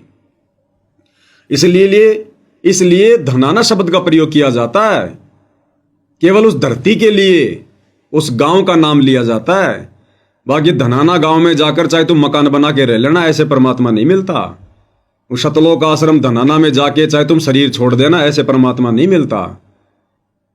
वो धनाना में आए हुए परमात्मा से वो वर्तमान में चाहे कहीं बैठा हो, देश के किसी भी कोने में, दुनिया के किसी भी कोने में, उनसे सत उपदेश लेकर उनको अपना गुरु धारण करके और जो मर्यादा भक्ति उन्होंने बताई है वो आजीवन, चाहे तुम अमेरिका में बैठ के कर लो, चाहे जापान में कर लो, चाहे हिंदुस्तान में कर लो, चाहे अपने घर पे कर लो, उस मर्यादित भक्ति से उनको सतगुरु धारण करके फिर आत्मा का कल्याण होगा, फिर मोक्ष होगा। तो कहते हैं मस्जिद भटको चाहे मंदिर, सतगुरु है घट के अंदर। यानी वो सतगुरु हमें सतनाम देगा, सच्चा नाम देगा। श्वास सांस से हमने उसका सुमरण करना पड़ेगा। तो वो परमात्मा हमारे घट में बैठा हुआ है, खाली उसको पहचानने की जरूरत है। परमात्मा कहते हैं स्वर्ग सात आसमान पर भटकत है मन मूड, और खालिक तो खोया नहीं इसी महल में ढूंढ। महल यानी शरीर, इसी शरीर से परमात्मा पाया जाएगा, सतनाम के जाप से, श्वास सांस के उस जाप से। मस्जिद भटको चाहे मंदिर, सतगुरु है घट के अंदर। मस्जिद भटको चाहे मंदिर, सतगुरु है घट के अंदर। ये जगत के तारणहार, पहचान धनाना वाले को। ये जगत के तारणहार, पहचान धनाना वाले को। काहे भटक रहा इंसान, पहचान धनाना वाले को। कि धनाना गांव में वो कबीर परमात्मा आए हुए हैं संत रामपाल जी के रूप में। कहते हैं उनके सत्संग सुनकर उनको पहचानने का प्रयास कर। हम ना मुस्लिम ना हिंदू, सब एक पिता के बंधु। यहाँ कोई जाति नहीं, कोई धर्म नहीं, इस काल ने बनवा दिए हमारे को आपस में बांटने के लिए। अरे सतयुग में कोई जाति नहीं, कोई धर्म नहीं, त्रेता में कोई जाति नहीं, कोई धर्म नहीं, द्वापर में कोई जाति नहीं, कोई धर्म नहीं। ये पिछले 5000 वर्षों से जातियां बन गई, धर्म बन गए दुनिया भर के। क्यों? क्योंकि इस कलयुग में उस कबीर परमात्मा ने धनाना गांव में प्रकट होना था हमारे उद्धार के लिए, मोक्ष के लिए। तो उनके आने से पहले पहले इस काल ने जाल फैला दिया जातियों का, धर्मों का, संप्रदायों का। परिवारों को भी आपस में बांट दिया उसने, आधा परिवार शहर में, आधा परिवार गांव में, ताकि आपस में एक दूसरे से मिल ना सके, एक दूसरे के विचारों से हम लोग सहमत ना हो सके, एक दूसरे के दुश्मन बन जाएं। मेरी जाति सर्वश्रेष्ठ, मैं ब्राह्मण, मैं ठाकुर, मैं अहीर, मैं फलाना देना, मैं हिंदू, मैं मुस्लिम, मैं सिख, मैं जैनी। हमारे को आपस में एक ही परमात्मा के बच्चों को, जिस प्रकार एक बाप के 4 बच्चे हैं, एक बाप की 4 संतान है, और जब वो पिता शाम को काम धंधा करके घर की तरफ आता है तो एक बच्चा क्या कहता है कि देखो देखो मेरे पापा जी आ गए, मेरे पापा जी आ गए। दूसरा नादान बच्चा कहता नहीं वो तो मेरे डैडी है, मेरे डैडी। तीसरा कहता अरे तेरा दिमाग खराब है क्या, वो तो मेरे फादर है, मेरे फादर। और चौथा वो कहता अरे तुम तीनों है ना मंदबुद्धि हो, वो तो मेरा बाप आ रहा है, मेरा बाप है। अब भाई चाहे उसको फादर कह दो, चाहे उसको डैडी कह दो, चाहे बाप कह दो, चाहे उसको पिता कह दो, वो है एक ही उनका। तो हिंदू जिसको भगवान कह रहे हैं, मुसलमान जिसको अल्लाह कह रहे हैं, वाहिगुरु जिसे सिख भाई जिसको वाहिगुरु कह रहे हैं, ईसाई जिसको मसीहा कह रहे हैं, गॉड कह रहे हैं, अरे वो एक ही है भाई, कबीर परमात्मा। वेदों की तरफ लौटो। सतगुरु रामपाल जी ने पढ़ा दिए, समझा दिए, उनके प्रवचन सुनो। वेद लाकर पढ़ने से नहीं समझ पाओगे। सतगुरु रामपाल जी ने उन्हीं वेदों को जो इन ऋषि महर्षियों ने लिखे हैं, जिनको हम ऑथेंटिक मानते हैं, उन्हीं को पढ़ पढ़ के दिखा दिया, समझा दिया, अपनी तरफ से वेद नहीं लिखे। अब तो सतगुरु रामपाल जी के प्रवचन समझने की जरूरत है, सुनने की जरूरत है, तब हम ये जाति और धर्म के इस षड्यंत्र से बाहर निकल सकते हैं, भक्ति कर सकते हैं। नहीं तो आपस में मरोगे, कटोगे। आने वाले समय में युग परिवर्तन का समय है, ये कोई बचाने वाला नहीं है धरती पर। ये काल का सुनियोजित षड्यंत्र था हमें आपस में बांटने का। तो भाई मुसलमान चाहे मस्जिद में जा जाके चाहे अपना माथा घिस दो, अल्लाह के दर्शन भी नहीं होने वाले। और हिंदू चाहे मंदिर में जा जाके, सिख भाई चाहे गुरुद्वारों में जा जाके कितने पाठ कर लो भाई, और ईसाई भाई चर्चों में जाके कितना ही कुछ कर लो, सो यत्न कर लो, उस मसीहा के तो छाया के दर्शन भी नहीं कर सकते तुम। अगर उसको पूरा का पूरा प्राप्त करना है तो सतगुरु रामपाल जी को सतगुरु धारण करना पड़ेगा। ये स्वयं ही वो अल्लाह है, मसीहा है, वाहिगुरु है, गॉड है, भगवान है। लेकिन ऐसे समझ में नहीं आएगा ये, उसके लिए इनके सत्संग सुनने पड़ेंगे, ज्ञान से परिचित होना पड़ेगा। फिर देखना तुम्हारे को स्पष्ट रूप से प्रत्यक्ष में भगवान खड़ा दिखाई देगा। भगवान है। हम ना मुस्लिम ना हिंदू, सब एक पिता के बंधु। हम ना मुस्लिम ना हिंदू, सब एक पिता के बंधु। छोड़ के जाति धर्म अभिमान, पहचान धनाना वाले को। छोड़ के जाति धर्म अभिमान, पहचान धनाना वाले को। काहे भटक रहा इंसान, पहचान धनाना वाले को। भाई यहाँ चाहे कोई ब्राह्मण हो, चाहे कोई ठाकुर हो, चाहे कोई क्षत्रिय हो, चाहे कोई वैश्य हो, चाहे कोई शूद्र हो, चाहे कोई हिंदू हो, चाहे मुसलमान हो, चाहे देश का राजा हो, चाहे राष्ट्रपति हो, जिसने सतगुरु रामपाल जी को वर्तमान में सतगुरु धारण करके ये सत भक्ति नहीं की, अंत में यम के दूत उसको नंगा करके घसीटते हुए लेकर जाएंगे, घसीटते हुए। दूसरा कोई तरीका नहीं है बचाव का। भाई जप कर ले, चाहे तप कर ले, चाहे जल गंगा से भर ले। ये राधे राधे करने वाले, हरे राम हरे कृष्णा करने वाले, कोथड़ी में हाथ दे के मंत्र जाप करने वाले, भाई जप कर ले चाहे तप कर ले। और तप ये पैदल यात्रा करने वाले, कभी खाटू श्याम जी की, कभी मेहंदीपुर के बालाजी की, कभी तिरुपति बालाजी की, कभी रामदेव जी की, हैं, कभी कावड़ लाने जाएंगे, पैदल जाएंगे, पैदल आएंगे। तो परमात्मा कहते हैं भाई जप कर ले, चाहे तप कर ले, चाहे जल गंगा से भर ले। चाहे जप कर ले, चाहे तप कर ले, चाहे जल गंगा से भर ले। तेरे सर लटके तलवार, पहचान धनाना वाले को। तेरे सर लटके तलवार, पहचान धनाना वाले को। एकमात्र सतगुरु रामपाल जी के द्वारा दी गई भक्ति को ना करके, चाहे दुनिया के किसी भी महाराज से, शंकराचार्य से नाम उपदेश लेकर, सुमरण लेकर कितना जप कर ले, कितना तप कर ले, कितनी कावड़ लिया मेरे भाई, कितनी पैदल यात्रा कर ले, तुम सबके सिर पर कालबली बैठा है, उसकी तलवार लटक रही है कच्चे धागे से। यानी हमारे भाग्य में, हमारे संस्कार में, हमारी किस्मत में, हमारे इस प्रारब्ध में इस प्रकार की आधी अधूरी भक्ति करने के चलते कोई किसी प्रकार का चेंजमेंट नहीं हो सकता। अरे सारी दुनिया भक्ति कर रही है, फिर भी आंखों के सामने बेटा मर रहा है, बेटी मर रही है, खुद का एक्सीडेंट हो रहा है।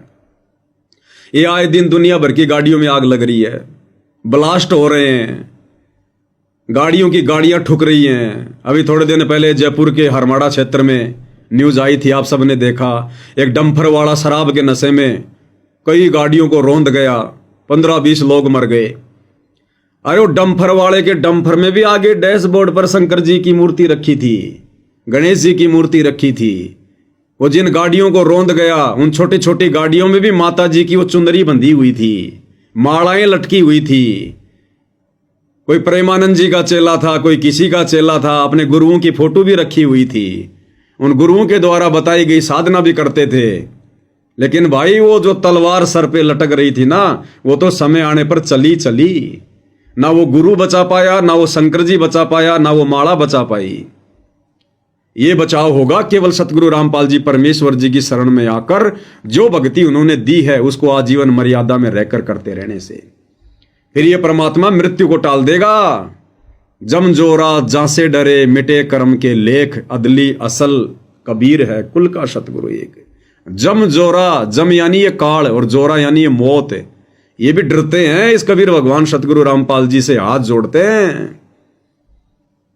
तो भाई और बहनों, वो समर्थ परमात्मा धरती पर आए हुए हैं, लेकिन पहचान होगी उनके सत्संग सुनने से। जब तक आप उनके प्रवचन नहीं सुनोगे, आप उनको गालियां दोगे, बुला भरा कहोगे, उनके विषय में उल्टा सोचोगे, उनके भक्तों को गालियां दोगे और अपने कर्म फोड़ सकते हो। अपने कर्म ही फोड़ोगे, क्योंकि सतगुरु रामपाल जी के भगत जो भी ज्ञान प्रचार कर रहे हैं, आप जगत वाले भाई बहनों की आंखें खोलने के लिए कर रहे हैं। आप लोगों को काल की उस तलवार से बचाने के लिए, आपकी अकाल मृत्यु ना हो, आपके घर में कोई संकट ना हो, आपके बच्चे आपकी आंखों के सामने ना मरे, कोई अकाल मौत ना मरे, इसके लिए गांव गांव में जाकर ज्ञान गंगा पुस्तक, जीने की राह पुस्तक या सतगुरु रामपाल जी के ज्ञान का प्रचार किया जा रहा है। वरना हमें क्या स्वार्थ है भाई आप लोगों से? हमें क्या स्वार्थ है बताओ? आप लोगों की गालियां खा खा के भी हम भाई बहन ज्ञान प्रचार कर रहे हैं, पुस्तक सेवा कर रहे हैं, क्योंकि हमें पता है कि आप लोग इस काल की भांग के नशे में हो। आप लोगों के ऊपर वो मृत्यु रूपी तलवार लटक रही है और हमें ये ज्ञान हो गया, इसलिए हम लोग आप लोगों को बचाने के लिए ये प्रचार प्रसार कर रहे हैं। तो जिनका नशा उतर चुका होगा वो तो स्वीकार कर लेते हैं और अपनी जान बचा लेते हैं, और जो विरोध करते हैं फिर देखो कैसे मरते हैं। कोई बम ब्लास्ट में मरता है, अभी दिल्ली में बम ब्लास्ट हुआ, कितने मर गए? क्या उनके कानों तक सतगुरु रामपाल जी का ज्ञान नहीं आया होगा? क्या किसी ने उनको ज्ञान गंगा पुस्तक के बारे में नहीं बताया होगा? अवश्य, क्योंकि जब ये परमात्मा सतगुरु रूप में धरती पर आता है, इस पृथ्वी पर मनुष्य शरीरधारी एक भी ऐसा स्त्री या पुरुष नहीं बचता जिसके पास ये ज्ञान नहीं जाता। क्योंकि धर्मराज के दरबार में जब ये प्राणी जाता है भक्तिहीन, तो धर्मराज सबसे पहले एक ही सवाल करता है कि बेटा तेरे को मनुष्य जन्म दिया था और भक्ति करने के लिए दिया था, और नीचे भगवान आया हुआ था, तूने भक्ति क्यों नहीं करी? खाली हाथ क्यों आ गया नादान? सारे उल्टे काम करके कार कोठियां जोड़ जोड़ के आ गया। कहां तेरी कार कोठियां? जिस परिवार के लिए तू मर मिटा, कहां है वो तेरा परिवार? आए तेरे साथ में कोई? तब इसकी आंख खुल जाती है वहां पर कि मैंने तो पूरी जिंदगी वो डले ढोए। फिर वो एक ही बहाना करता है वहां पर, हे भगवान मेरे को पता नहीं था भगवान कौन है, परमात्मा कौन है। फिर वो फिल्म चला दी जाएगी वहां पर कि देख ये मोबाइल में तेरे सामने संत रामपाल जी के सत्संग नहीं आए, क्या बोल रहे थे वो? देख तेरे रिश्तेदार ने तेरे को ज्ञान गंगा पुस्तक ला के दी थी, तेरे को मेमोरी कार्ड दिया था गुरु जी के सत्संगों का, और तू क्या बोला? अरे भगवान भगवान है। रामपाल कोई भगवान थोड़ी है, ऐसे भगवान होते हैं। भगवान तो ब्रह्मा विष्णु महेश है। ले अब तेरे ब्रह्मा विष्णु महेश बचाएंगे, तेरे को बचा ले। नरक में ठोकेगा, नरक में। भगवान आएगा तो कोई सींग लगा के नहीं आएगा। हम अनजाने में रामकृष्ण को भगवान मानते, पूंछ लगा के आए थे, सींग लगा के आए थे, नाक पे सींग था उनके, या और कोई ड्रामा करके आए थे, लंबे लंबे दांत थे उनके। वो भी आप और हमारी तरह साधारण तरीके से एक परिवार में आए, उन्होंने शादी की, उनके बाल बच्चे हुए, उन्होंने अपना राजकार्य किया। आज उनको भी तो भगवान कह रहे हैं। तो भगवान आएगा तो सींग लगा के थोड़ी आएगा। भगवान संत रूप में आएगा, साधु रूप में आएगा, सतगुरु रूप में आएगा, और पहचान करनी पड़ेगी उनके वचन सुनकर, उनके प्रवचन सुनकर। भाई दूसरा कोई तरीका नहीं है। तो ये दुनिया भर के कितने भी जप कर लो, तप कर लो, कितना चाहे कावड़ ले आओ भाई, कितनी पैदल यात्राएं कर लो, ये मृत्यु रूपी तलवार तुम्हारे सर पर लटकी रहेगी और कब मर जाओगे कोई भरोसा नहीं है, कोई भरोसा नहीं है। जहां तुम्हारा समय आ गया, चाहे तुम कितने बड़े भगत हो, कितने तुम मंदिरों में जाते हो, मस्जिदों में जाते हो, चाहे तुम गुरुद्वारों में पाठी हो, कुछ भी हो तुम, जहां तुम्हारा समय आ गया, बस में, ट्रेन में, हवाई जहाज में, वहीं ले मरेगा ये काल है। गुजरात में वो प्लेन क्रैश हुआ और 290 के 290 मर गए वहां पर। उनमें हिंदू भी थे, मुसलमान भी थे, सिख भी थे, ईसाई भी थे, हैं? और वो तो बड़ी बड़ी भक्ति करते थे, बड़े बड़े मंदिरों में जाते थे, पैसों की कोई कमी नहीं थी, दान धर्म भी खूब करते थे। क्या हुआ? क्यों नहीं बचाया उन मंदिरों ने, मस्जिदों ने, उन गुरुद्वारों ने, उन भगवानों ने? क्योंकि जब तक हम परमपिता परमेश्वर सतगुरु रामपाल जी की शरण में नहीं आएंगे, ये सत भक्ति नहीं करेंगे, उनको गुरु धारण करके, हमारी मृत्यु नहीं टल सकती। मृत्यु को टालने वाला एकमात्र सारी सृष्टि में यदि कोई महापुरुष है तो सतगुरु रामपाल जी हैं। आजमा के देख लेना, लोगों ने देख लिए, उन्होंने लाखों की मृत्यु एक्सटेंड कर रखी है, बढ़ा रखी है। उनके प्रवचन सुन के देखो, उनके भक्तों के इंटरव्यू सुन के देखो। तो चाहे जप कर ले, चाहे तप कर ले, चाहे जल गंगा से भर ले, तेरे सर लटके तलवार, पहचान धनाना वाले को। काहे भटक रहा इंसान, पहचान धनाना वाले को। चाहे राम जपो, हनुमान जपो, चाहे राधे राधे श्याम जपो, चाहे राम जपो, हनुमान जपो, चाहे राधे राधे श्याम जपो, तू भूल गया करतार, पहचान धनाना वाले को। तू भूल गया करतार, पहचान धनाना वाले को। काहे भटक रहा इंसान, पहचान धनाना। चाहे राम जपो, हनुमान जपो, चाहे राधे राधे श्याम जपो, कितना ही जय श्री राम कर लो, कितना ही मंदिरों में चले जाओ भाई, हनुमान जी की कितनी भक्ति कर लो। अरे हनुमान जी की भक्ति तो छोड़ो, श्री रामचंद्र जी की भक्ति का भी विधान किसी शास्त्र में नहीं है। वो तो एक उनकी जीवन लीला है जो रामायण हम पढ़ते हैं। उन्होंने क्या अच्छे कर्म किए, क्या बुरे कर्म किए, उनके जीवन में क्या क्या घटनाएं घटित हुई। वो तो एक नोवेल है, नोवेल समझ लो, एक वो समझ लो खाली एक कहानी है वो तो उसके जीवन की। अब मेरे जीवन पे कोई कहानी बनाएगा तो रामायण से भी जो है बड़ी बन जाएगी। एक गांव के सरपंच पे उसके 5 साल के कार्यकाल पर आप एक उसकी जीवनी लिखो, रामायण से भी बड़ी बन जाएगी, महाभारत से भी बड़ी बन जाएगी। तो वो तो खाली एक कहानी है जिसको हमने जो है कथा का रूप दे दिया। उसको पढ़ने से मोक्ष नहीं है, बल्कि रामायण महाभारत को पढ़ने से तो उल्टा हमारे अंदर दुर्बुद्धि आएगी। दुर्बुद्धि, सद्बुद्धि नहीं आ सकती। सद्बुद्धि वाले कार्य उन्होंने कोई किए नहीं। भाई श्री रामचंद्र जी ने आजीवन लड़ाई झगड़ों के अलावा क्या किया बताइए? राम रावण युद्ध किया, फिर कभी अश्वमेघ यज्ञ किया, घोड़ा छोड़ दिया, और राजाओं के साथ में लड़ाई की, झगड़े किए, जंगल में जानवर मारे, और क्या काम किए? बाद में सीता को घर से निकाल दिया। क्या शिक्षा लोगे आप उनसे? अपनी पत्नी पे अविश्वास किया, उसकी अग्नि परीक्षा ली, क्या शिक्षा लोगे आप? महाभारत को देख लो आप, भाई बंटवारे को लेकर आपस में लड़ाई झगड़ा, मार पिटाई, दुनिया मरवा दी, करोड़ों लोग मरवा दिए। वो जमीन यहीं पड़ी है और वो नरक में पड़े हैं। क्या शिक्षा मिलेगी हमें इनसे? श्री कृष्ण जी की श्री कृष्ण लीला को पढ़ के, सुख सागर को पढ़ के क्या शिक्षा मिलेगी? गोपियां नदी में नहा रही है, श्री कृष्ण जी उनके कपड़े लेकर पेड़ पर बैठ गए। गोपियां कह रही हमारे कपड़े दो, हम नंगी है, हमें शर्म आती है। श्री कृष्ण जी कह रहे हैं नहीं नहीं, नंगी आओ फिर कपड़े लो। वो बेचारी अपने जो है गुप्तांगों के ऊपर हाथ रख के शर्म के मारे बाहर आ रही हैं, फिर श्री कृष्ण जी उनको कपड़े दे रहे हैं।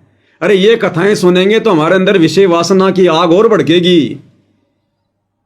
ये तो कामसूत्र की कथाएं हैं, कामसूत्र की। इनसे कोई जीवन परिवर्तित थोड़ी होगा। खुद की 8 रानियां, उसके बावजूद भी गोपियों के साथ में संभोग करना, एक राजा से युद्ध करके 16,000 औरतें ले आना, उनके साथ में शारीरिक संबंध बनाना, आप कर सकते हो क्या आज ऐसा? अरे जो श्री कृष्ण जी ने किया, क्योंकि भगवान के पद चिन्हों पर भगत ने चलना पड़ता है, तो आज आप श्री कृष्ण जी के पद चिन्हों पे आप जी जो है चल सकते हो क्या? और चल लिए तो आप जी सुखी रह सकते हो क्या? ना तुम्हारा घर बचेगा, ना परिवार बचेगा, ना तुम्हारा समाज बचेगा। उनकी तो 8 रानियां थी, उसके बावजूद उन्होंने 16,000 के साथ शारीरिक संबंध बनाए। तुम अपनी औरत के अलावा किसी एक से भी बना लो, सबसे पहले तो तुम्हें औरत छोड़ के भागेगी, मुकदमे हो जाएंगे तुम्हारे ऊपर, घर टूट जाएगा, परिवार टूट जाएगा। आज तुम किसी नाती हुई बहन बेटी के लेके कपड़े और पेड़ पर जो चढ़ो, छत पे चढ़ो और बोलो कि नंगी आ तब दूंगा ये तेरी साड़ी, शाम पहले गांव में झगड़ा हो जाएगा। आज आप श्री रामचंद्र जी की तरह अपनी धर्म पत्नी को, जो गर्भवती थी, एक धोबी के कहने से, आप अपने पड़ोसी के वो कहने से, झूठा लालछन लगाने से आप अपनी गर्भवती स्त्री को गांव से बाहर निकाल दोगे क्या? जंगल में निकाल दोगे क्या? तो जो काम आज वर्तमान में एक साधारण व्यक्ति भी नहीं कर सकता, उसको भी इतनी समझ है, वो कार्य हमारे भगवानों ने किए। तो काहे के भगवान थे भाई? उनसे अच्छा जीवन और चरित्र तो आज आप और हमारा है। आपस में मिल बैठ के हम बातचीत तो कर लेते हैं, सुलझा लेते हैं। उन्होंने तो तीर मारे, सुदर्शन चक्कर मारे, अग्नि बाण मारे, दुनिया मार दी, सबके पाप कर्म अपने सिर पर लेकर और चले गए। समय आने पर भोगेंगे अपने कर्म। तो बताओ, या तो रामचंद्र जी की भक्ति का भी ना तो रामायण में विधान है, ना गीता में, ना वेदों में। गीता जी अध्याय 15 श्लोक नंबर 16 और 17 ब्रह्मा विष्णु महेश की पूजा करने को भी मना करता है। अध्याय 7 श्लोक नंबर 12 से 15 तीनों गुणों की पूजा करने के लिए मना करता है, ब्रह्मा विष्णु महेश की भक्ति। और हम पूज रहे हनुमान जी। हनुमान जी तो बेचारा भगत था एक। अरे हनुमान जी तो खुद भगत था, श्री रामचंद्र की भक्ति करता था, भ्रमित था बेचारा, और हम हनुमान जी के पीछे लग गए। वो तो खुद रामचंद्र जी का भगत था, हमने भगत की पूंछ पकड़ ली। क्या मिलेगा हमारे को? इसीलिए दुनिया दुखी है, परेशान है। हॉस्पिटल पे हॉस्पिटल भरी पड़ी है, सब लोग भक्ति कर रहे हैं, सब भक्ति करते हैं और हॉस्पिटल भरी पड़ी है। एक्सीडेंट हो रहे हैं, बीमार हो रहे हैं, लड़ाई झगड़े हो रहे हैं, कोर्ट में मुकदमे भरे पड़े हैं। बताओ क्या बचाव कर रहे हो हमारा भगवान? तो भाई सत भक्ति को अपनाओ जो सतगुरु रामपाल जी लेकर आए हैं, इससे छुटकारा होगा, घर परिवार में भी शांति होगी, शरीर भी हमारा स्वस्थ रहेगा, आने वाली समस्याएं भी इस भक्ति से दूर होंगी। तो कहते हैं राम जपो चाहे हनुमान जपो, चाहे राधे राधे श्याम जपो। अब बताओ, राधे राधे राधे राधे श्याम मिला दे। अब गुरुदेव भगवान कहते हैं कि वो राधा पूरी जिंदगी श्याम से नहीं मिल पाई। जब वो राधा बरसाने से कभी कभार मौका देखकर श्याम यानी श्री कृष्ण जी से मिलने जाती थी, तो बरसाने के लोग उसको पता नहीं क्या क्या कहते थे, कुलटा है, लांछन लगाएगी, ये बदनामी करवाएगी, हैं? और बेचारी कभी भी श्याम से नहीं मिल पाई। और आज हम कह रहे हैं कि राधे राधे श्याम मिला दे, ये राधा मुझे श्याम से मिला दे। वो राधा तो नहीं मिल पाई बेचारी पूरी जिंदगी। तो ये नकली धर्मगुरु ने हमारे को क्या क्या मंत्र पकड़ा दिए, जिनका कोई सिर नहीं, कोई पैर नहीं। चाहे राम जपो हनुमान जपो, चाहे राधे राधे श्याम जपो, चाहे राम जपो हनुमान जपो, चाहे राधे राधे श्याम जपो। तू भूल गया करतार, पहचान धनाना वाले को, तू भूल गया करतार, पहचान धनाना वाले को। काहे भटक रहा इंसान, पहचान धनाना वाले को। हे नादान प्राणी, क्यों भटक रहा है, दर दर की ठोकरें खा रहा है? पहचान अपने परमात्मा को, सतगुरुदेव भगवान को, जो आप और हमारे लिए आए हैं, हमें सुखी करने के लिए आए हैं। तेरे बढ़ रही हारी बीमारी, सतगुरु से कर ले यारी। तेरे बढ़ रही हारी बीमारी, सतगुरु से कर ले यारी, तेरा घर बन गया शमशान, पहचान धनाना वाले को, तेरा घर बन गया शमशान, पहचान धनाना वाले को। घर घर में रोगी, घर घर में हरी बीमारी, हॉस्पिटल पे हॉस्पिटल भरे पड़े हैं, सबके घर शमशान घाट बन गए। यानी बीमारी है, इसका मतलब उसके पुण्य समाप्त, उसके पाप कर्म ज्यादा, इसलिए वो बीमार हो गया। मरेगा, फिर वो मरेगा तो घर शमशान बन गया, यानी एक आदमी घर से चला गया। तो कहते हैं सतगुरु से यारी कर ले, यानी सतगुरु के सत्संग सुन, विचार कर, उनसे नाम दीक्षा ले, उपदेश ले, और जो भक्ति सतगुरु सतलोक से लेकर आया है वो सत भक्ति कर जो शास्त्रों के अनुसार है। फिर देख परमेश्वर कैसे हरे भरे पौधे की तरह तेरे परिवार को ना कर दे। तो तेरी जाए उमरिया बीती, सतगुरु से कर ले प्रीति, तेरी जाए उमरिया बीती, सतगुरु से कर ले प्रीति, तू पल भर का मेहमान, पहचान धनाना वाले को, तू पल भर का मेहमान, पहचान धनाना वाले को। तेरी जाय उमरिया बीती, सतगुरु से कर ली प्रीति।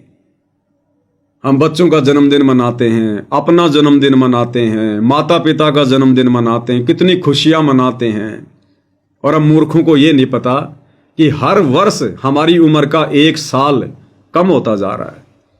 हर वर्ष हम लोग अपनी मृत्यु के निकट पहुंचते जा रहे हैं। अरे मान लो किसी व्यक्ति की उम्र 100 साल की है और हर साल वो अपना जन्मदिन मना रहा है, खुशी मना रहा है, वो तो अपनी मौत की खुशी मना रहा है, क्योंकि हर साल उसकी मृत्यु उसके निकट आ रही है। 1-1 साल हर वर्ष उसकी उम्र में घटता जा रहा है और वो जन्मदिन मना रहा है, खुशी मना रहा है, डीजे पे नाच रहा है। अब बताओ काहे का वो बुद्धिमान इंसान है वो, उसको तो होश ही नहीं है तू क्या कर रहा है। तो कहते हैं तेरी जाय उमरिया बीती, सतगुरु से कर ले प्रीति, सतगुरु से प्रेम बढ़ा। सतगुरु से प्रेम बढ़ाने का मतलब है सत्संग सुन, निष्पक्ष होकर अपनी आत्मा के कल्याण के लिए, जीवन को सफल करने के लिए, मोक्ष के लिए। नहीं तो तेरी ये उम्र पल पल बीतती जा रही है और तू पल भर का मेहमान। ये मनुष्य शरीर 8 मास का पुतला, नश्वर, आग में जल के ये मर जाए, पानी में डूब के ये मर जाए, हवा में गिर के ये मर जाए, बीमारी से ये मर जाए, लड़ाई झगड़े में ये खत्म हो जाए। बताओ हम किस चीज पे हम लोग यहां पर आंडी पाक रहे हैं। तो कहते हैं तू पल भर का मेहमान है। भाई और बहनों, अंत में हमारे ये सांसारिक वस्तुएं, सांसारिक रिश्ते कोई काम नहीं आएगा। और जितनी हमने बकवाद की हैं जिंदगी भर में, वो कर्म हमारे को फिर भोगने पड़ेंगे। अभी आप देख रहे होंगे अभिनेता धर्मेंद्र, क्या किया उन्होंने पूरी जिंदगी, सिर्फ लोगों का समय बर्बाद किया, लोगों की सांसें बर्बाद की। काल का षड्यंत्र था। ये जितने भी जो फिल्म स्टार हैं, ये क्रिकेटर हैं, इनको काल स्पेशल तौर पर भेजता है, स्पेशल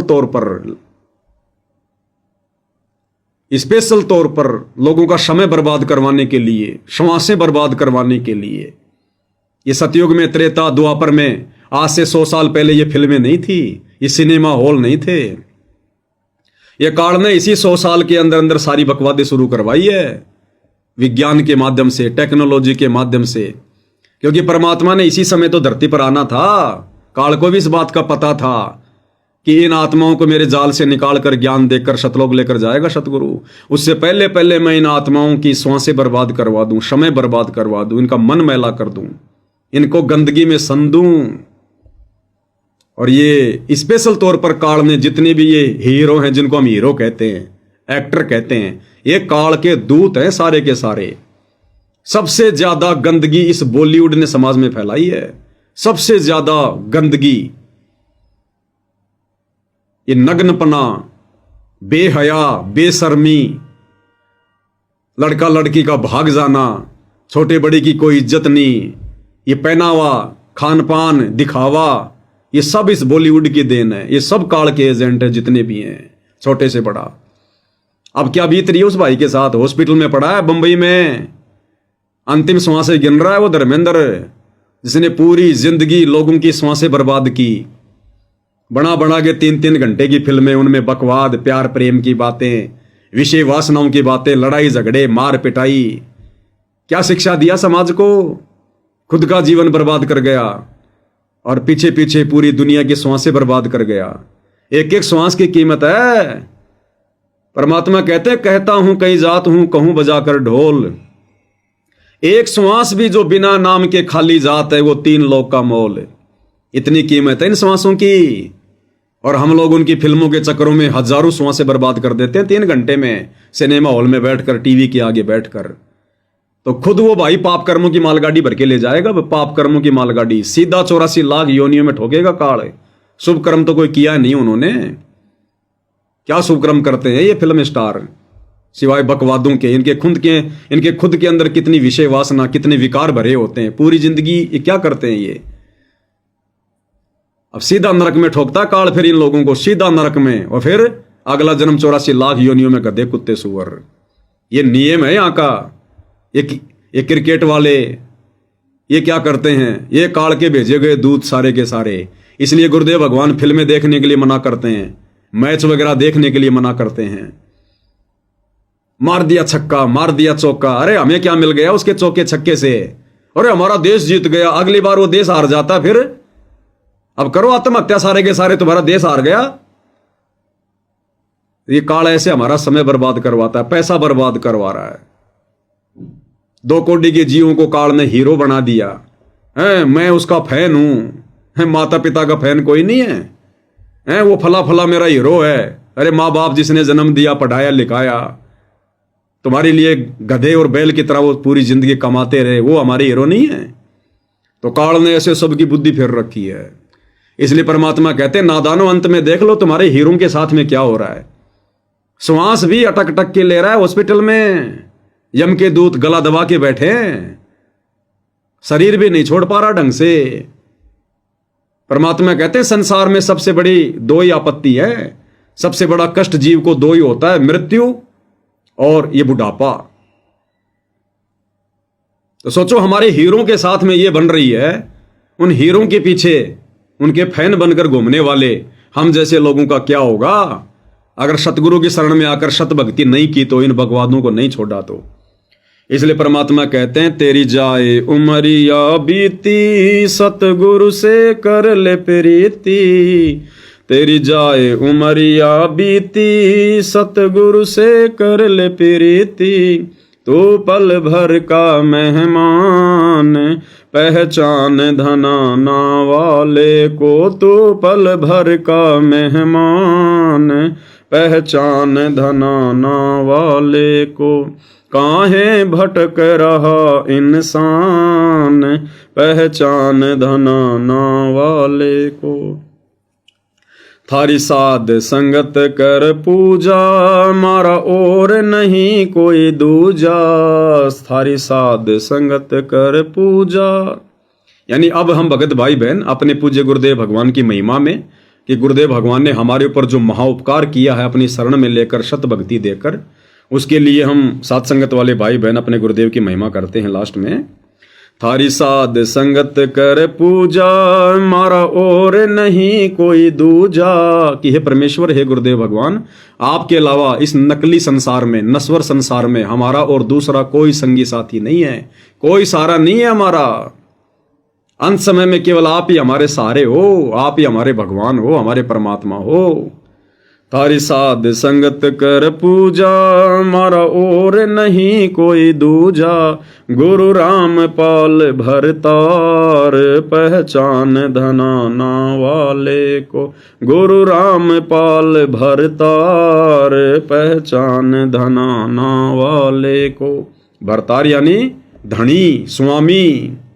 काहे भटक रहा इंसान, पहचान धनाना वाले को। पहचान धनाना वाले को, गुरुदेव धनाना वाले को। पहचान धनाना वाले को, गुरुदेव धनाना वाले को।